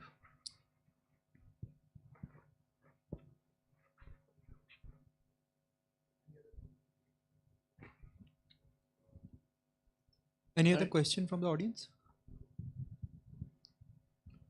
So you have been to this entrepreneur journey, and now you are doing this philanthropy things. So after being an successful entrepreneur and as in philanthropy, you are seeing things happening. Like how does it feel like at that stage and now? This is harder. Probably more harder than actually earning money. I mean, to be honest with you, I mean, philanthropy is much more harder to do it right. I mean, if you want to, I mean, many people have this notion that when you want to write a check, you just write a check and go and play golf every day. But that's not the real philanthropy. I think the real, so answer to your question is, in many ways, satisfaction is better now, right? There's a lot of satisfaction in that. They are both journeys, but in different dimensions.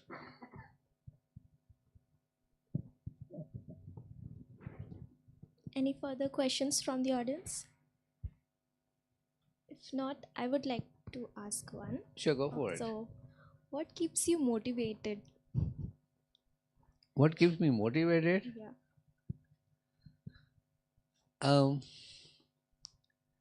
I don't. I mean,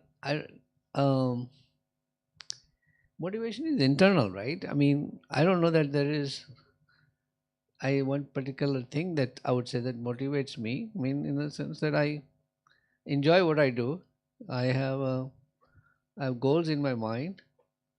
I want to get up in the morning every day and do something different, and that's all I need. So this is the last question for this session.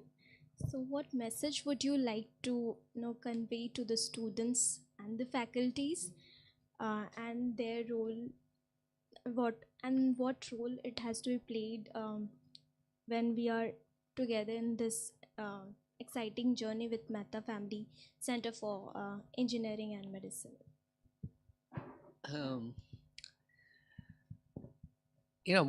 Ultimately, like I said in the speech earlier, my goal is, my hope and my dream is that both the students and the faculty here are full of passion to make a difference in the world. Do something that will make you proud, something that will make the society better, right? Ultimately, that's our goal. How do we live a better planet than the one we came in? If we can achieve that, we have really achieved success.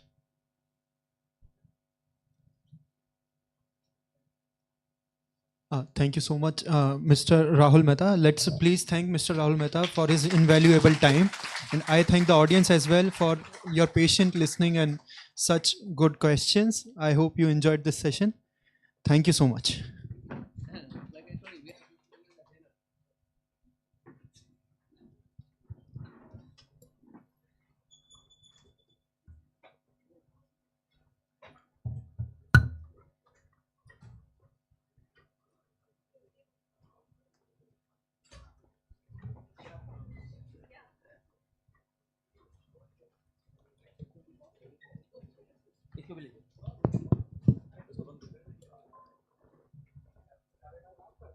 सबको of करिए, इसको भी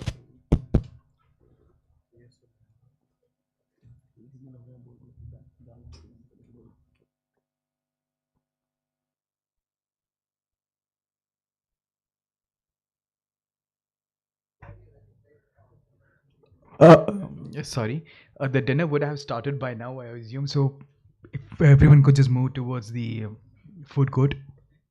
Thank you.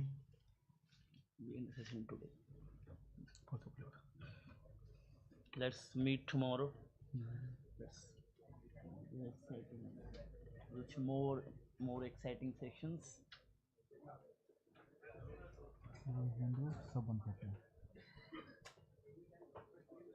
ये बात वो हो गया, इसको ना इसको वो वैसे बंद, माउस से बंद करो इसको। नहीं होगा वैसे ठीक है। दूसरे तरीके से नहीं होगा। इसमें पासवर्ड है